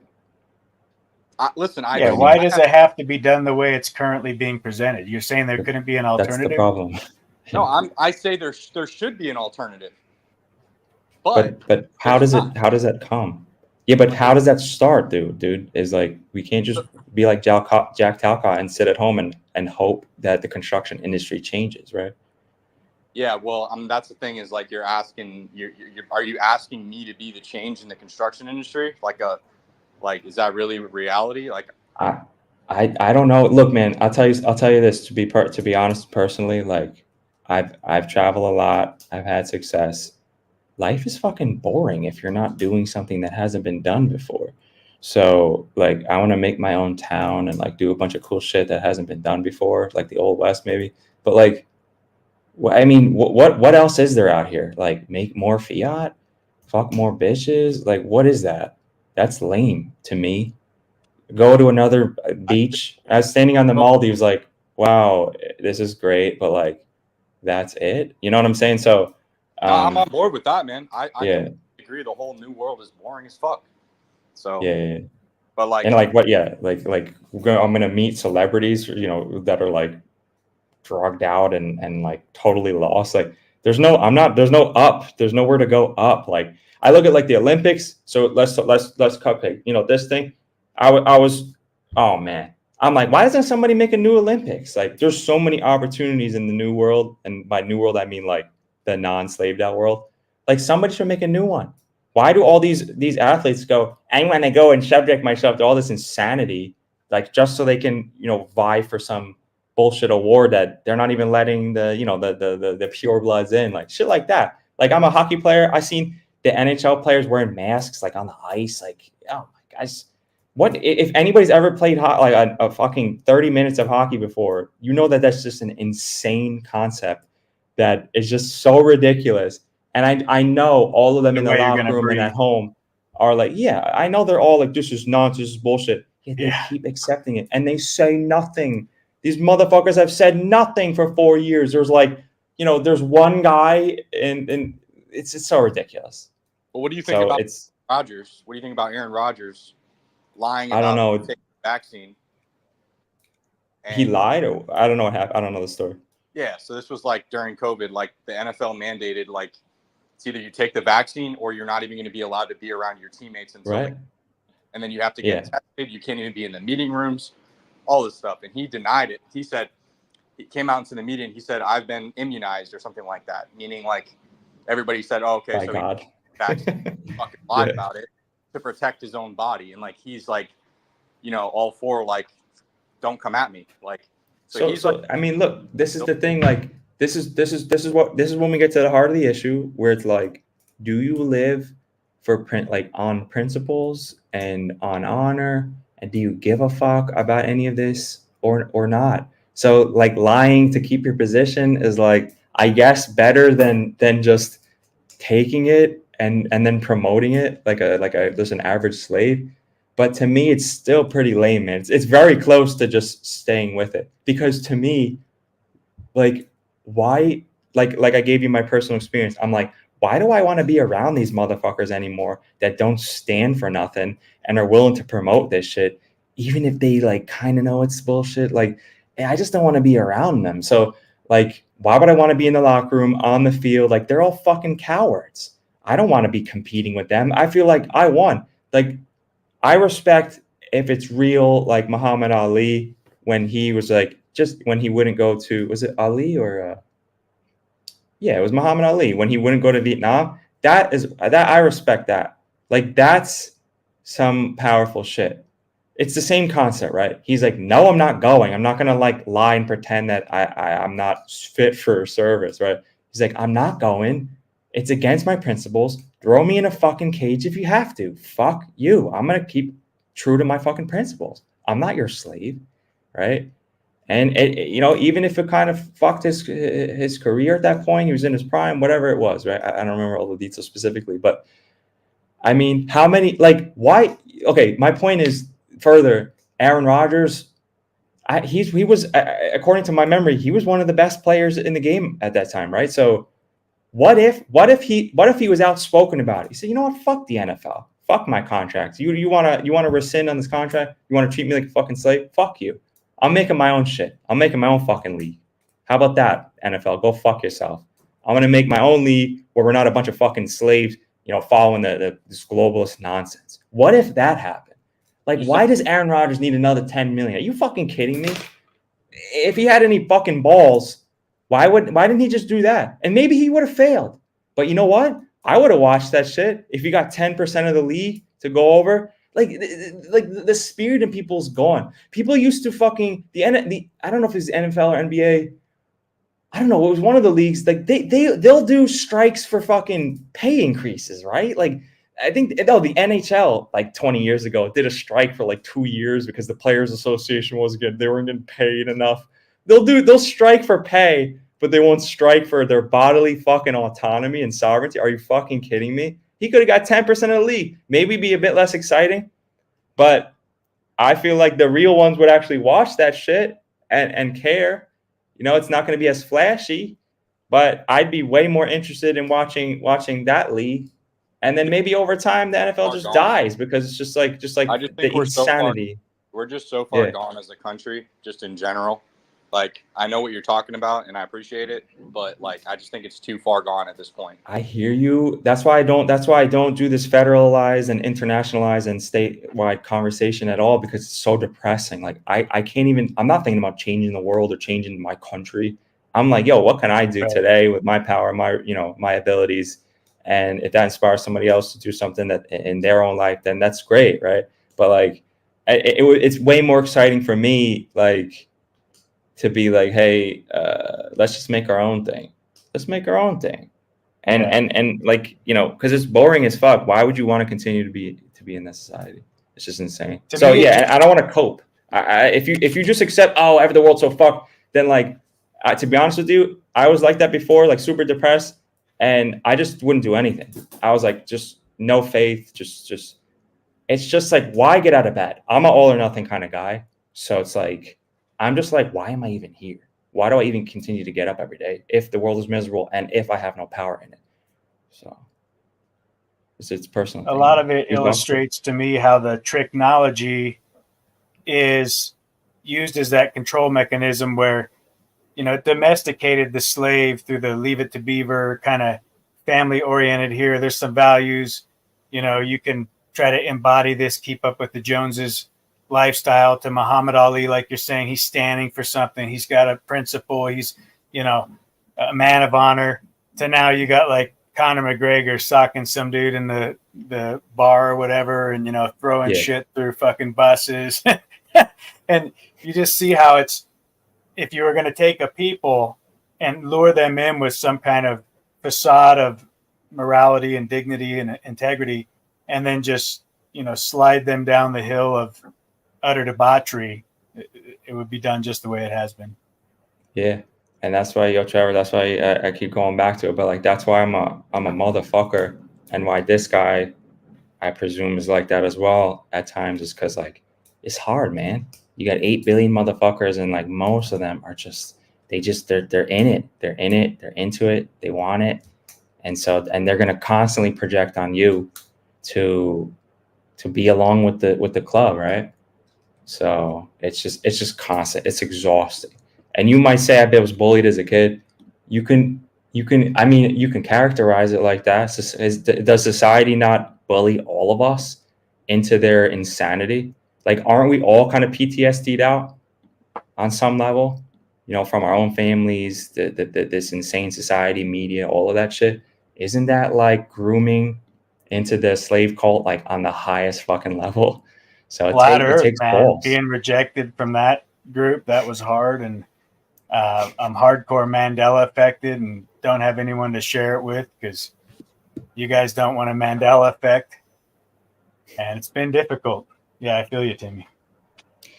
But I'm not go ahead. A pope on America, like, I still feel like there's tens of millions of people that know, whether they're awake or not. Like, obviously I'm not to your awakening, but like, we know that there's shit going on, and it's like, until something actually directly affects them, like, they're not gonna fucking stand up. So it's like, until that moment happens, there's nothing much we could actually do, in terms of that's kind of true, man. That's why I focus on me doing what I got to do, and it seems selfish at times, right? So that's what I say, yo, you got to focus on what you have power and control with, right? And be an example for your sphere of influence. What else can you do, right? And also, it also helps with focus, because too many people go, oh, well, let's look at the federalized news. Let's look at the border. Yeah, but how's the border around your house? Like, how's the community? Like, why don't you just go and strengthen the community, make a new friend in your community, like, instead of worrying about Pablo getting funded by Georgie Soros to come over and do war in some blue city, even live it, right? So it's like, well, fuck the people who want to live in the blue cities. Well, let them, whatever. They're gonna get what they get. Still a big deal though. Like, that's kind of the thing we disagree on. Like, you want to talk about policy, man. Like, if you want to have, like, you want people to wake up eventually, right? But all these all these companies and whatnot, and all the people behind the scenes, They want all these illegals to come over here because they don't even speak English and they're easily. Yeah, and let's get to the truth. Do you really think your vote is gonna fucking matter? And you want to hang on to Donnie, like block? You want to hang on to that? You know, that's on you. But Does my individual vote matter? No, but collectively, like putting a potential fucking, bull in a china shop is not like, that's kind of where we're at in this country. And that's what the MAGA people feel. We're like, fuck this, throw this maniac in here and fucking fuck them up. Just go after them. And that's kind of like the way that, people like me think. And, obviously my family as well. Like the people on the ground, like in a red state like mine, like we're just like, fuck DC, fuck the government, throw this fucking guy in there and go after them. And that's kind of what we're doing. I'm sorry, I can't help myself, but that bit Paul was doing yesterday on that, where he's just like, let's throw a baboon in. Let's throw the levels of delusion and cope are just off the Richter scale. Like, I get the sentiment on some level, and then it has to be directed toward a solution, not toward more of what got us here. So it's like, you're supposed to now, after the last 4 years of simulation, say, if you want to use that sentiment, fuck the government and the legal society and the policy and code. I don't think you need that that sentiment. Just like, okay, this is not for me. I'm done with the abusive trauma cult. I'm done with being a cuck and a coward and a slave. Welcome to Paul Unslaved and Unslavia. It's just that, like, quick of an update to what we're already doing and living that is antithetical to, or at least just a separate path from, what we've been doing this whole time that doesn't work.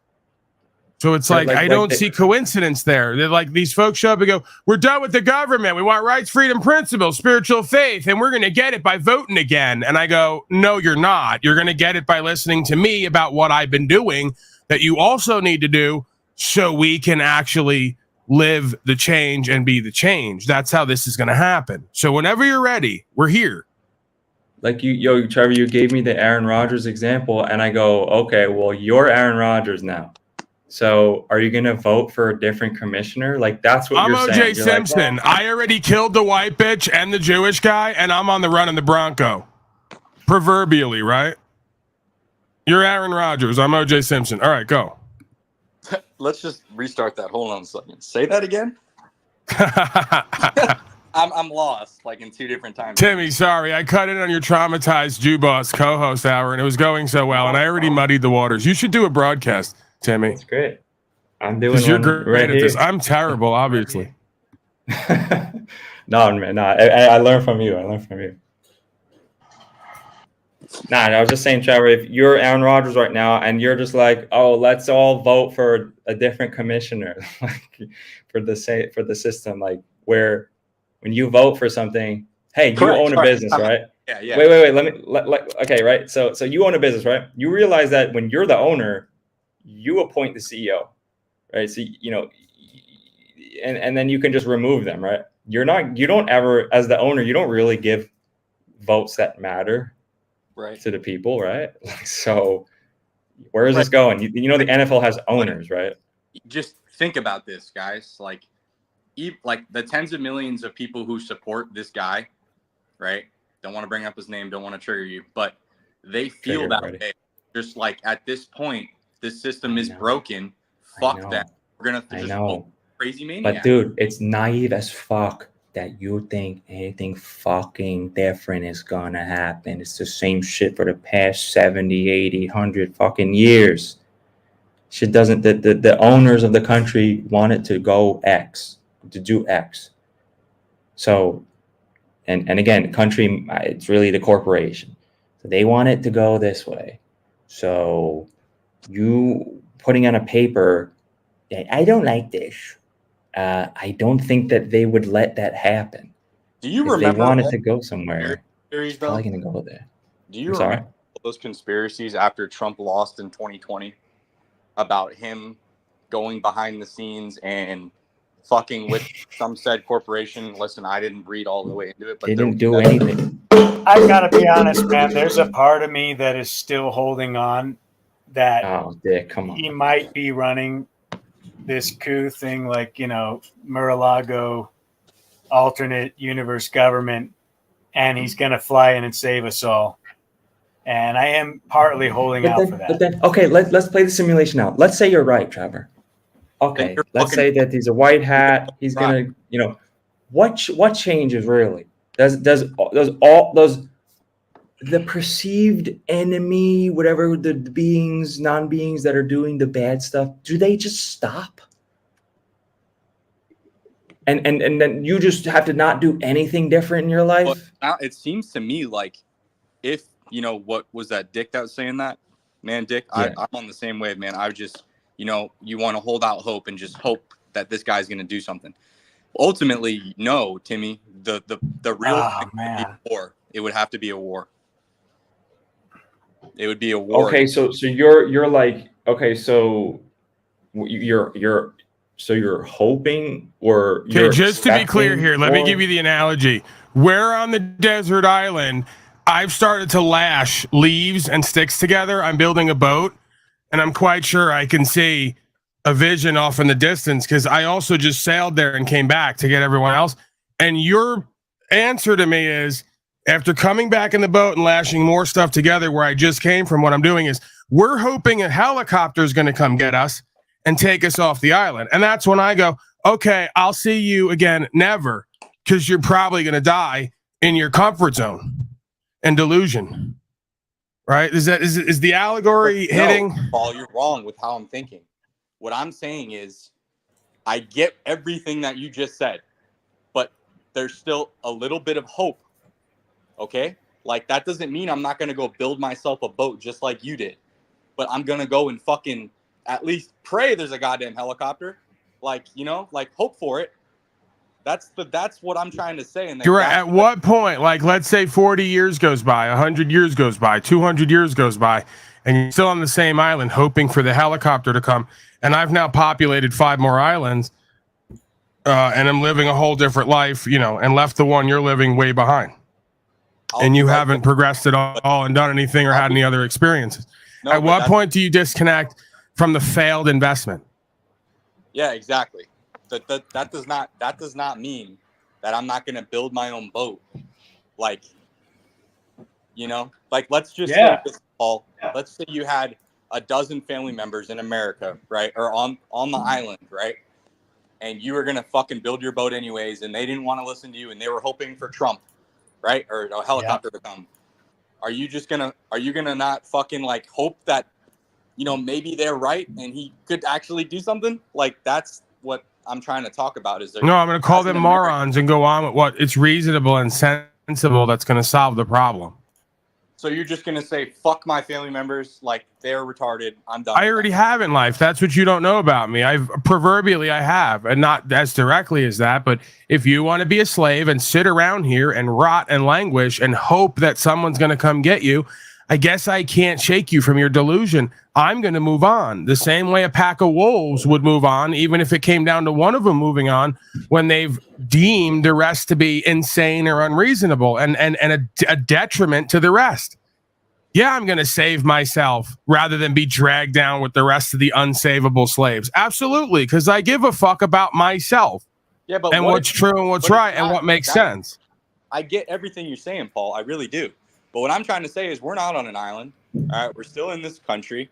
Okay, you still have the ability to vote. I know you hate it and everything, and you're part of it. But, like, you could still. I didn't say that I hate it. I said it's not working. Why do you guys keep doing what's not working and not doing what is working? Because, Paul, you could still build your village and vote. Actually, no, you can't. You don't understand personal liability, accountability, responsibility. You don't understand that when you vote, it's not just, man, just putting a paper in and then just gonna. If you're voting, you presume that you have something to do with the current thing, right? Can I just vote for who runs McDonald's? No, I don't hold any stock in McDonald's. So I have nothing to do with McDonald's. There's no connection, right? So if you are saying that you're going to vote and that it means something, then you're putting yourself into some quasi jurisdiction where you are going to be adjudicated. Maybe there's accountability too. Like we were talking about before, Dick, that's like, oh, when you actually do something, like you hold some of the liability. So maybe if you vote, you know, you're having some of the liability for all this shit that happens. It's not just like, I'm just gonna throw it into the ether and then just like go like this, you know? I'm gonna throw my vote into the ether and then go like this. Let me throw this out there, just something to chew on. I mean, consider, so the Democrats, they steal the election, right? Kamala gets in. Shouldn't we, and I'm just trying to get you to come over to this side of reasonable thinking, Trevor, shouldn't we give Kamala a chance to be our hero and save us? Because, you know, like, what if she actually is the savior we've been looking for? And we're just missing it because we're like all cut up in the party lines. What and if the divide and archetypally, spiritually, every time you put the paper in, you're saying, I'm choosing a human fleshly savior over the Christed consciousness that is indwelling and able to unify all of us in truth? What if every single time, just crazy thought here for all of you nihilists who think that everything's not connected, you know, what if, just like the mycelium underground in the underworld, in the hidden realm, everything's connected. What if every time you guys put the paper in, you're basically rebuking the Christed consciousness and saying, give me more slavery and genocide because I refuse to observe life on life's terms and the law of creation? I'm just asking, what if? Maybe that's why everything keeps getting worse, because they keep tricking millions of you to do sorcery and mockery, death worshiping rituals and power games from the beginning of time. And that's what brings in our reality. And also, it's daily, right? This isn't a one-time thing. You're telling me that and again, I'm not trying to pick on you, Trevor. I'm just talking out into the open. You folks are saying, I identify. This is some folks may say, okay? They say, I identify as a citizen. I identify as an LLC owner every day. I identify as a resident. I identify as a voter. I identify as part of the selective service. I identify as a taxpayer. I identify as a defendant if somebody brings me to court. You're all day, every day, spiritually, metaphysically, physically, mentally, emotionally, on every single level, saying, I am a slave, please jurisdict me, please adjudicate me. But then inside your heart going, I'm lying. I don't actually mean any of that. I hope something else. So you see the disconnect? There's a major disconnect, right? Like it's called a broken hoe. Every day the hoe gets up and she hopes the pimp daddy's going to love her one day and bring her flowers. And every day it's a backhand bitch, get me my money. It's called a broken hoe syndrome. I completely agree with everything that you just said. Again, what I'm trying to say is, like, let's just say the normal people, like the everyday working people who are playing the game, right? Like, what I'm trying to say is, like, you guys got to take into account, like, a lot of those people, they do think like you guys. They're just, it's something about whatever is keeping them in this. So that's why I talk. Yeah, cowardice. Why do you guys keep saying something like it's so mysterious? Like me and him are not repeating it over and over again. You guys think we don't know ourselves and didn't come to a solution and a conclusion about what this is, therefore know it for you? It's not mystical and mysterious. It's not something. I just repeated it 1,000 times since the last 3 days you've been here on our loop over here. It's a lack of accountability, responsibility, because guess what? Most people are living a fear-based reality. Fear runs their life. This is not illusory. This is not difficult for us to figure out. The last 4 years has proved it. This just strictly comes down to a bunch of punk ass bitches. I couldn't say it in any easier low-level street language to be understood. Right. No, I'm right there. Like, I'm starting to get what you're saying. I really am. It's just like, there's got to be some type of messaging out there that's gonna kind of, I don't know, man. You're basically, what you're asking is, you're saying, like, unlearn everything you've ever learned, and if not, you're a fucking retard. Like, you got to have more. You know, you're getting it. I really get it. So, I get it. Everything you've learned to survive and thrive in the corporate world is the antithesis of what it means to be a man. It's called the overworld and the underworld. It's called the living God and Shaitan, the deceiver, that has allowed a bunch of broken little boys who've never come to age of reason and logic and ethics and morals to believe they've made it because they did $1 million deals. Right. Yeah, see this? That's not what makes a man. A man's judged by his principles. You don't have that. Principles means first things first. If you ain't got that, you ain't got nothing. Rick T says I got a low IQ, but he won't get on the mic and talk. He won't. Yeah, don't worry about them because they most likely got the same problems we all got, and they ain't ready for solutions. You may not be either, but you may be working toward that. So don't worry about them. You know, they could cheat on the test, but ultimately we all got to live it or not.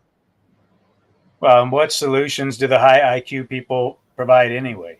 Exactly. They don't provide. You guys don't provide any solutions other than total detachment and focus on yourself. Like, and that's kind of what I'm getting at. Like, I kind of agree with you, honestly. I've said it over and over again. I'll take a low IQ thug from the street who's willing to go Tupac at the court and say, thug life, I'm standing on what's true and what's right, and I don't give a fuck about what happens next. Show me myself. I'll take that guy all day, every day. I'll say that's my people over the big wording intellectuals like how I do. They say, Paulie's a wordsmith. Yeah, because I cared about the words, and I had my head in a fucking dictionary and a law dictionary for decades at this point. So I've picked up on the language, and I use the language like a tool, like the Tao says. The man of the Tao uses the words like garden tools. He picks them up and uses them with no effort and puts them down. So I'm working toward being that and living that. But ultimately, it ain't about so I could be pseudo-intellectual and look and feel a certain way. At the end of the day, I could throw all that shit away and come down to a boiled down, simplistic, simple man understanding. This is who and what I am. This is what I'm not. This is what I'm going to do next. This is what I'm not going to do. If you want to take me, we can go and discuss this at court in a civilized manner, as you all say, because where it goes from here is where we all want to avoid is physical combat. Historically, right? I'm not saying that personally. I'm saying historically. So let's go to the court. Let's have the discussion and let's put who and what we are on record. You know? Just think about this, though. When is the last time that we've had a president? Like, obviously, it hasn't been in our lifetimes, but when's the last time we had a president that actually was like, I don't give a fuck. I'm going to say whatever the fuck I want. Fuck the government. Fuck all these guys. Fuck their criminal charges. Everything's fake. I'm going to get in there. He didn't say that. He didn't do that. I don't know where you're coming up with that. He didn't say or do any of that. He locked everyone down and told everyone to get a vaccine. So whenever you're ready to wake up, daddy just beat mom in the kitchen and you're saying that they just had a great conversation. Right? Like, that is what it is. Fucking games. Like, it's exactly what it is. Like again, it's I just told you you have a black eye. You're looking at me and talking to me with a black eye because your pimp just punched you in the face before you ran over here to get help from me. So you could say he's loving and he meant well, but it keeps happening and you don't like it and you want to change it. So that's what we're doing here. But Paul, I'm not strong enough to go out on my own. I know you're not strong enough to leave. What? So then go back and get beat for another 4 years and then come back and talk to me. If he was such a good daddy slave, why the fuck did they get him out?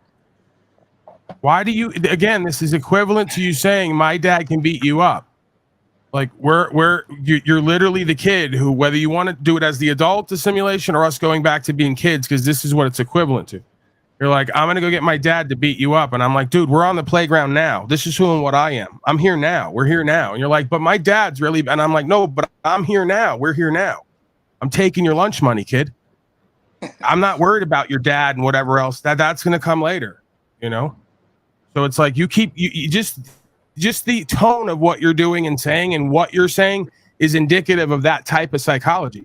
You're not standing on your own life, your own identity, your own sense of self, your own principles, your own values. You're literally arguing what you want, living vicariously through another man you've never met.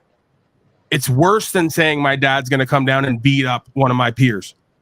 I'm like, hey, kid, we're going to have to do school year together. Your dad can't come and live it for you. So get your shit together because we got to do 8 periods a day. There's going to be bullying. There's going to be like people throwing shit. Most of that's going to be me and cracking jokes, right? You know, and it's like, get with, and you're like, no, dad's going to come down and he's going to live out the year with me at school. He's going to hold my hand. He packed a lunch for me. And I'm like, no, bro, it's us. We got to do it. We got to live it. Right. It's literally the energy where I'm like, we have to come of age. We have to find our own 2 feet. We have to do it ourselves and live it ourselves and get our own experience. And you keep wanting to bring in somebody who's not here right now and not going to be here right now for us. Right. But, you know, Dick made the point and I kind of took his point and, you know, Dick kind of said what I was saying is like, we still have a little bit of hope, but, you know, was that really going to do Daddy's not coming. Well, He's not the coming. other thing too is, I mean, from what I understand, he had very big stimulating packages, and that might have been something that you liked about him as well, there, Trevor. Because I know Trump. Is that something you liked about Trump? Yeah, man. I took that $900, man. Put it That was right a up. fat package, wasn't it? You took that thing all the way, didn't you? Again, Timmy already. I loved it. Sorry. You let it play out at that point. You didn't know I was going to say something. But, you know, Timmy already gave you the allegory. Let's say Daddy does show up and rescues you from this situation. It only gets worse at that point, because then me and you have to sit here the next day and realize you're a bitch. You don't want to come to school and live the fucking schoolyard and the whole school year out. You don't want to be part of the situation. You want to sit around and act like a hoe and wait for your daddy to show up and do it all for you. You don't ever get the coming of age story of becoming a man. That's you're begging that the guy comes to save you to trick yourself out of an actual life story that you're meant to inherit and live. That doesn't give you power and value. That demeans and detracts from your power and value and your completion in life. That's what you guys never get. The adversity, the test, the challenge is what's going to make you a man and get you more understanding and experience and wisdom and more inspiration and empowerment. You want to give that all up to let another man save you. It's literally the archetype of a bitch. I mean, even a real woman doesn't do that. A woman says, I got to go through the shit with the man, not avoid all that shit and let the man pick up the slack. That's why there's so few loyal women or women who are desirable at this point beyond physicality, because they're not loyal to the process. You know? Like, yo, Trev, I'll give you a testament to that. Like, the past 4 years was testing for all of us on some level, right? But I really became a man during this time because my whole family was, you know, for all the medications. They always have been for the system, right? So I really and then a lot of my friends were for it. The day my son was born, my dad was in a coma the next day because of the medication. You know, I'm sorry to hear that, man. Yeah, no, he's fine now, but I'm just saying, like, during that time, and then like during that time, I got the wife's family pressuring us, which is like 50 of them pressuring us every fucking day. Hey, you know, you really should do the, you know, come on, get the thing. Give your son the thing. Chop his dick off. Come on. You know, like all the nonsense. I have a packet for you to read. Just anytime you get some spare time, just sit down and read it. It'll tell you everything about what you should do with your life. Yeah, thanks for that, Dick. And you know, it was a very pressing time. So like my son was super young, and also there was some domestic stuff, my wife's side of my family, some violence going on. So I had to worry about other shit. And then I had them, they have some properties and they were about to lose them because nobody knows how to fucking stand and secure their property in law. There was like 20 things going on, and I had nobody to turn to. Since my father's soft, he's all for all this bullshit. I became a man really over these past 4 years, and you know, constantly just, you know, explaining to my wife, leading her about what's going on, you know, and at the same time running my busyness, still doing man-to-man agreements, still not paying federal income tax, still fighting off all the naysayers. Like, I'm not saying any of this to brag. It's just like it's tests and challenges, man. So all this shit happens to us, and man shows who he is when he's pressed against the wall or pressed against a corner or given power. So I think I did pretty well in these situations. My son's doing great. My wife's doing great. The property's doing great. Family, you know, these guys. But Jimmy, they're in you bad could shape. have given all that up and it would have been way easier if you could have just voted the right man in to be more of a man than you. Why would you want to go through all that? That sounds really dangerous Right. and If I testing just and challenge. right, like if I just voted and then like Daddy saved us all, then I wouldn't have went through any of those challenges, and I would just be a neotenized little boy, basically. I didn't have to go They through any can't of those even challenges. figure out that you can't even start to trust that woman. You're sleeping with the enemy half the time You can't even start to trust your woman until everything's against you and her, and she doesn't fold and say, "I don't know if I could do this." Can I make a point? Sure. You could you? I've been waiting for one for about 5 days now. Probably not, Paul. But what I'm trying to say is, like, you are putting this image out there like, oh, you're stupid because you just want daddy to do all the work for you and he wants to go. No, I didn't say you're What stupid. I said you're a bitch. Yeah, I'm a bitch. Anyways, what I'm trying to say is, like, the idea of government in my eyes is, hey, let's just try to make things easier for everybody. Like, if Donald Trump can come in and make things easier, but then again, it's like, and then you go into the deeper thoughts. No, easier is what got us here. Weak men create hard times. You're an example of a weak man. I'm calling you a bitch to be a dick about it, but that's the reality psychologically, sociologically of what we're talking about here. Some of us have had to become strong or draw on some kind of strength and faith through the adversity, while the rest of you keep asking other men to make your life easier, just like the psychology of a woman who's a harlot Babylonian hoe. She thinks her purpose in life, just like you do apparently, is for you to sit around and do little to nothing and other men to make your life easier. That's not what a co-creative relationship and experience is about. It's called service. You folks just don't want to live in service anywhere in your life, in your relationships, to God, to each other, to your country, to the truth. You just don't want to live in it. You don't want actual prosperity. You want to make America great again? You need prosperity. If you want prosperity, you need conscious, aware, caring, strong motherfuckers who are going to make it happen, not ask someone else to do it for them. That's what got us here in a positive way, and what you're talking about is what got us here in a negative way. We became America because of what the fuck I'm talking about. We became American now because of what you're talking about. So we can't deny the facts. That's just the historicity and the psychology and sociology and the facts behind the matter. Right. No, I agree with you.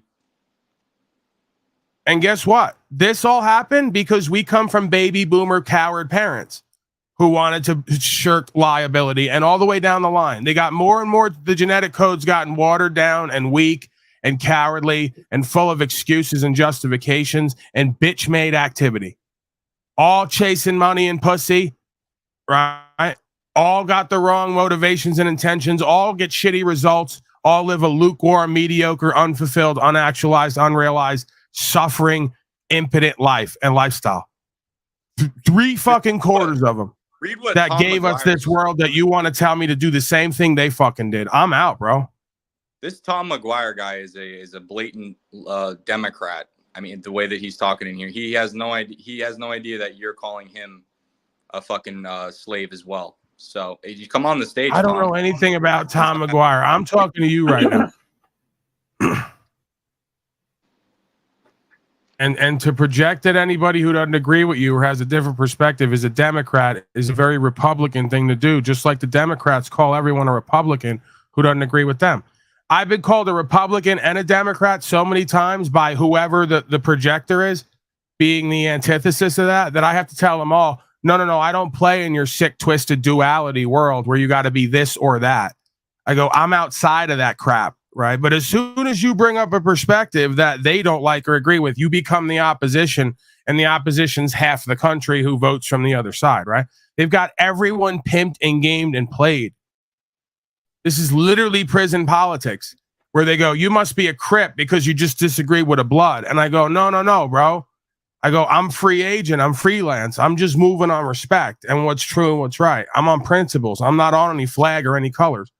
And then I go over here. Oh, you must be a Blood because you disagree with the Crip. I go, no. I'm on principles. We first of all, just calling yourself a Blood or a Crip is limiting your experience, because now you just can't be an honorable man. You got to adhere to some code that may or may not align with being an honorable man or not. And then you may be in disalignment with your group and the process. Right. So you want to keep taking on labels and titles. Why Timmy wears the Titleist visor? And you don't understand it's limiting your power and your experience and forcing a whole bunch of duties and obligations and perspectives on you that are not to your own benefit. And the only reason you do it is the same reason people join those groups: protection and safety, to make their life easier. Hey, if I join the Bloods or Crips, I'll have 10 other people with me to help protect me. to get me to good drugs, right? To get me some dumb bitch who I can fuck at the visiting room, whatever.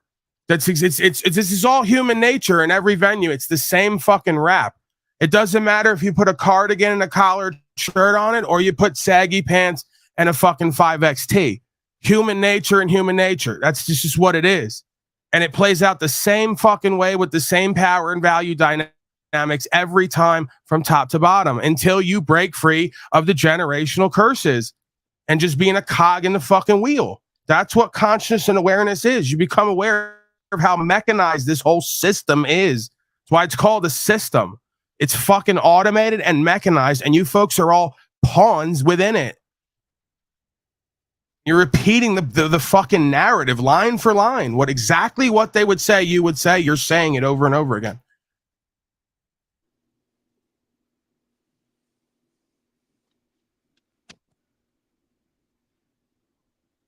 I don't know, Paul. I mean, we could have Kamala. She could put a strap on and fuck us all. Okay, Dick. Great stuff. All right, we're going to wrap up here, I think. We're beating a dead Republican horse. Timmy The reality of it is communism, collectivism, socialism, all these isms don't work. Democracy, Timmy, it doesn't work. It hasn't worked. It's not meant to work. It's literally designed to make sure people don't work. And if they do work, aren't prosperous. Because they think and feel and act like a loser, disempowered failure. And they call in a bunch of goofy bitches and bozos with them to be their peer group who are in and of the same lot. So I guess it's working perfectly because it's churning out a whole bunch of citizen slaves who are completely disempowered, dejected, disaffected, disenfranchised, and it's not getting any better. And their answer is what got them there, to do the same thing they've always done, expecting different results. While they're in the presence of folks living a completely different way that has worked despite all of the disbelief and the lack of trust and faith and the fears, which are reasonable, but turns out not part of the program and the plan here, right? To cast out and demean and devalue archetypal eternal truth that has worked and been true from the beginning of time that folks have ignored in favor of give us Barabbas logic. The Christed consciousness has come once again for the majority to scream, give us Barabbas. We want Donnie and Joey. We're going to do the same thing we've always done, electing criminals and selecting criminals to get us out of this mess. I guess archetypally, historically, things are going to have to get a lot worse.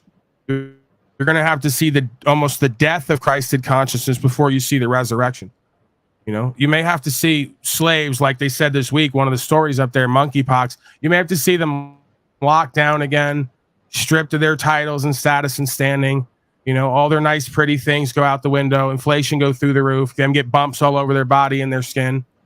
From the 5G and all the rest of it. I may be one of them, so I'm not exempt from this.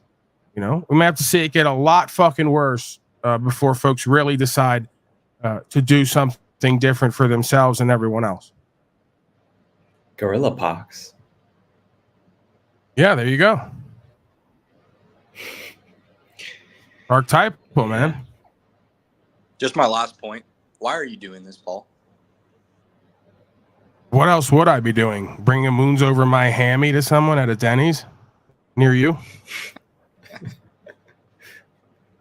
Just give me in general, like when you think about it, why am I doing this? Why am I? Because I was chosen to do what I do. There's nothing else that I would be doing. Everything else that I did before this, everyone asked me why I was there. And literally said to me, you should be doing something else because you have an understanding here and you're inspiring. And you're just different from the rest, right? So whatever that means, I didn't come up with that. They came up with that for me. After beating me or drugging me, they then started saying to me, why are you here? You should go do bigger and better things. So I decided to start listening to them, right? So I can't see it any other way. What else would I be doing? You asked me why I do this, and I'm saying answer it in the antithetical form. It's still a valid answer. What else would I do if not uphold the law, rights, freedom, principles, spiritual faith, and prove certain concepts? Because I apparently have an ability to go past fear, always have, that's been characterized as a detriment to me and everyone else since like day one. School. This is like the lessons from the beginning, right?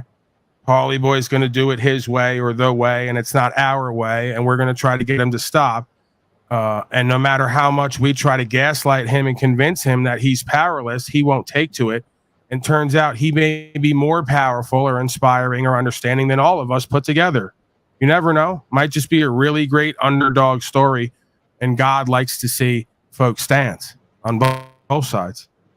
So, again, you asked why I do this. I asked what else would I be doing if I follow who and what I am truly and stay true to myself and who and what I've always been formed by the Creator. There's nothing else I could or would be doing at this time. And if I was doing that, I can't imagine anything else that would be more fulfilling or rewarding. Like this last dismissal, and now them giving us an administrator and a court number, right? Court case number, and accepting the paperwork, handwritten claim, no attorney on either side. I'm living a movie, you know? So I just feel like that's staying true to yourself and synchronicity coming about. I more and more each day, I see that I'm not meant to do anything else.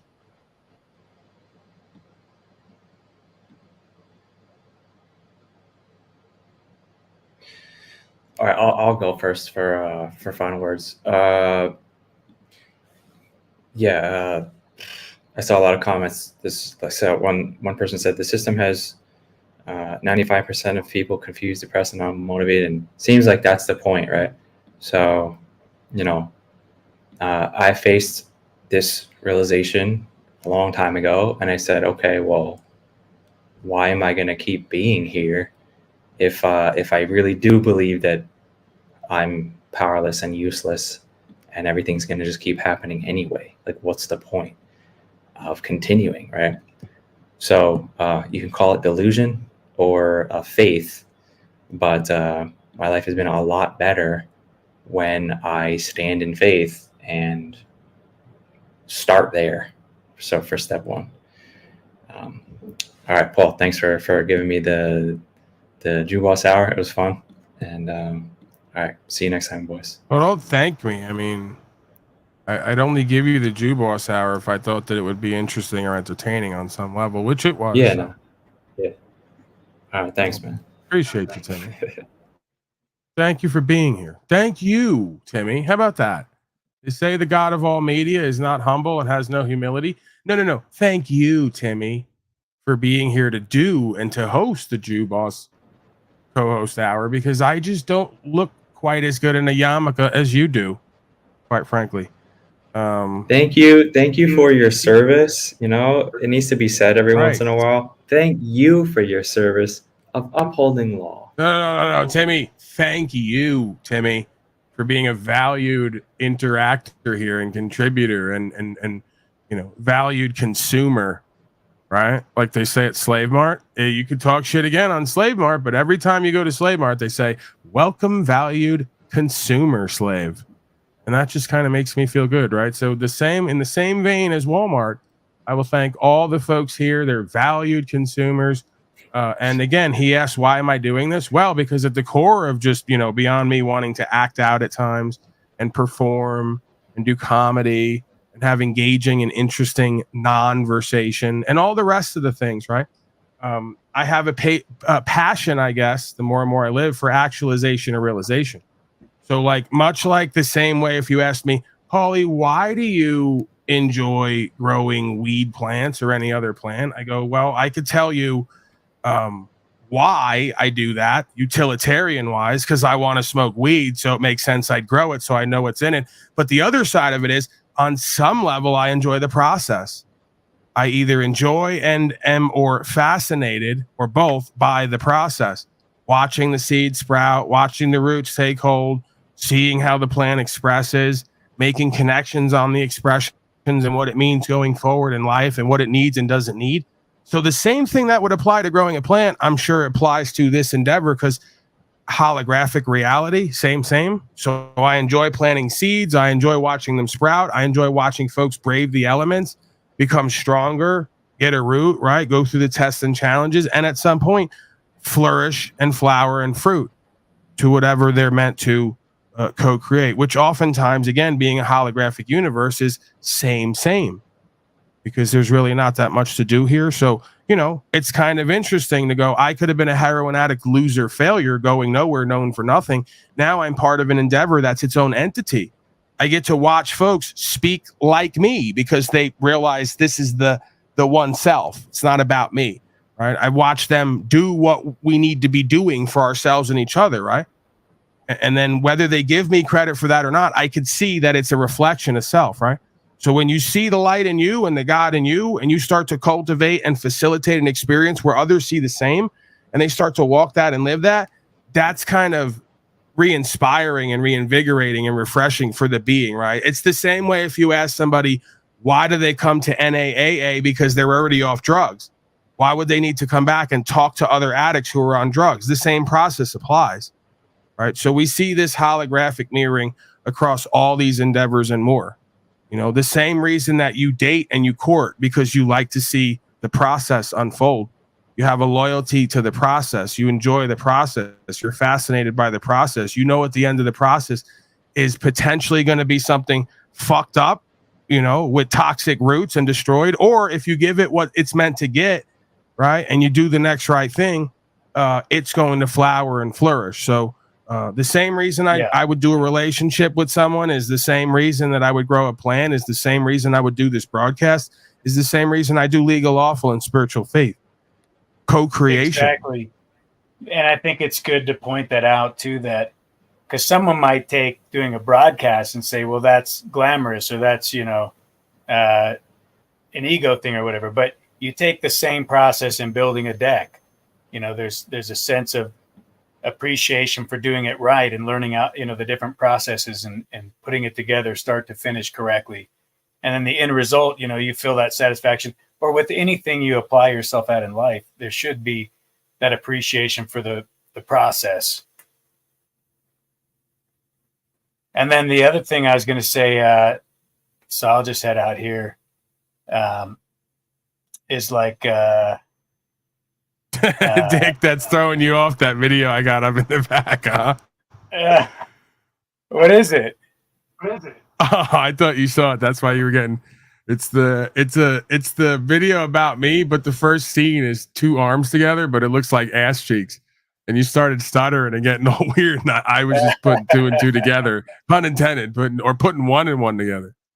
Yeah, but it seems like the conundrum is just people being inspired to want to do something with their lives. And I laugh all the time. I say, try breathing, or, getting some pussy or something. But I mean, it's, if people don't know themselves, you don't have well to get enough, pussy, Dick. These panels are full of them. So there you go.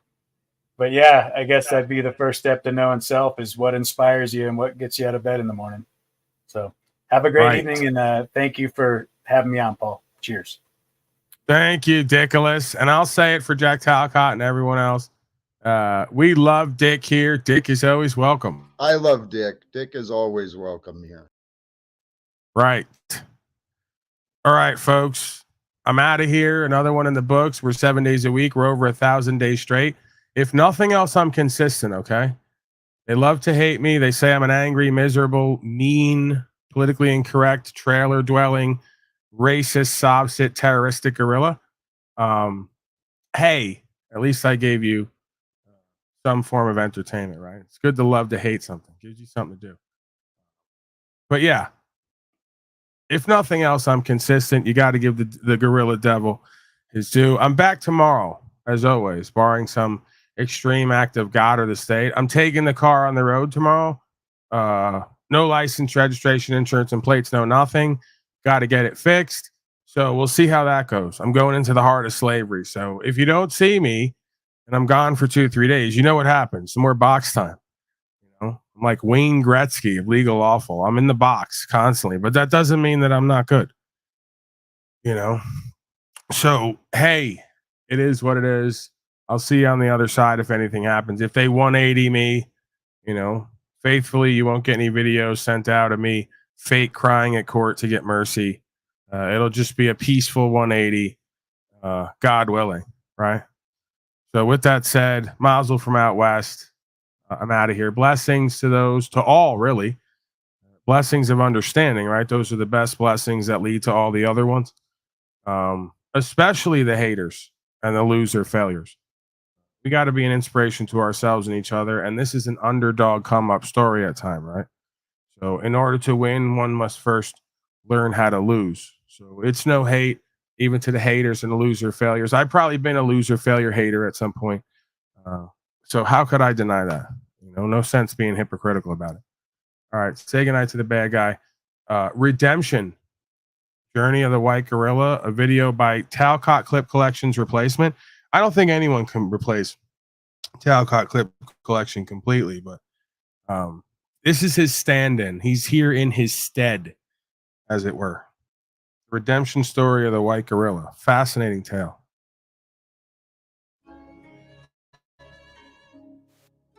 This is a story of a man named Paul. He was the son of a world-famous author, a one Mr. Paul Laportal, and of a mother sadly called to God too soon. Paul was neither black or white. Chamon, he was somewhere in that mix, you know. Some called him beige, others said pink with white spots. Paul, he just shrugged it off. He had bigger fish to fry than worrying about skin tones. Life had a way of throwing curveballs at you. Hardship didn't care what colour you were. Paul's childhood, far from a fairy tale. He grew up on the mean streets, learned the hard way, but they were part of his story, leading him to where he was headed, or so he hoped. He started to inspire others, sharing his journey of change and helping others to stop being a bitch-ass slave. The streets were a jungle. Roads, grass and trees replacing vines and leaves and tiger poop. But the rules were the same. Survive, hustle, look out for number one. Find a good pizza and get as high as a kite. Paul knew the language of the gangster beats and gangster streets, knew how to disappear into the shadows and keep his mouth shut because of honor and from eating too much cheese, making a buck out of thin air and a prayer. He found himself in more bad situations than he could count. Run-ins with the law cops, betrayals that cut deep, nearly dies twice through having no access to drugs. Or was it too much drugs? Anyway, he didn't pass over and God kicked him out for now. Paul survived to finish his story. Somewhere beneath the grime and the cynicism, a flicker of hope remained. A tiny voice whispering that there had to be more to life than this fucked up matrix of bitch-ass slaves complying themselves into more slavery. One night, it all came crashing down. Paul hit rock bottom. He was tired of the drugs, tired of the running, tired of the emptiness. He looked in the mirror at the reflection staring back at him. Something had to change, and that something, he realized with a shiver, had to be him. Either that or getting an amazing blowjob in the woods from two hot girls. Paul's journey took an unexpected turn when he started a YouTube channel called Paul Unslaved, now banned, but he started another channel, Proper Instruction Motivates People. This channel is being shadow banned. What a bunch of wankers. It began as a simple outlet for his thoughts, a way to document his path to self-discovery and standing up for truth, rights and freedom. But as he shared his stories of triumph and struggle, something incredible happened. His content quickly gained traction, resonating with thousands of people around the world. Each video became a beacon of hope, a testament to the power of transformation. Amidst his newfound fame, Paul met the beautiful Jennifer, rumored to be affectionately called his private dancer. And boy, did they dance. Their favorite dance was called the Funky Gibbon. Boy, they did do that dance a lot. Geez, get a hobby. Their connection was instant, electric, and undeniable. Jennifer brought a light into Paul's life. Together, they embarked on a new adventure. They traveled to new places, explored new ideas, and built a community that thrived on positivity and resilience. Paul's YouTube channel was no longer just a platform. It was a movement. It was alive. He inspired others to believe in second chances, to chase their dreams, and to find beauty in the journey. As the sun set over the landscape, Paul and Jennifer and Paul's other two wives, Juanita and Josephine, and their girlfriends, Lisa and Jackie, stood hand in hand, in hand in hand, in hand in hand. Well, that's a lot of hands. They looked out over the horizon. They had found each other and a couple of others, and a couple more. And in doing so, they had found themselves and each other. The jungle was no longer a place of despair, but a canvas for their dreams. Together, they painted it with the colors of love and strength. Time to paint your own dreams, one and all. Much love, my fellow travelers. Say goodnight to the bad guy. God of all media.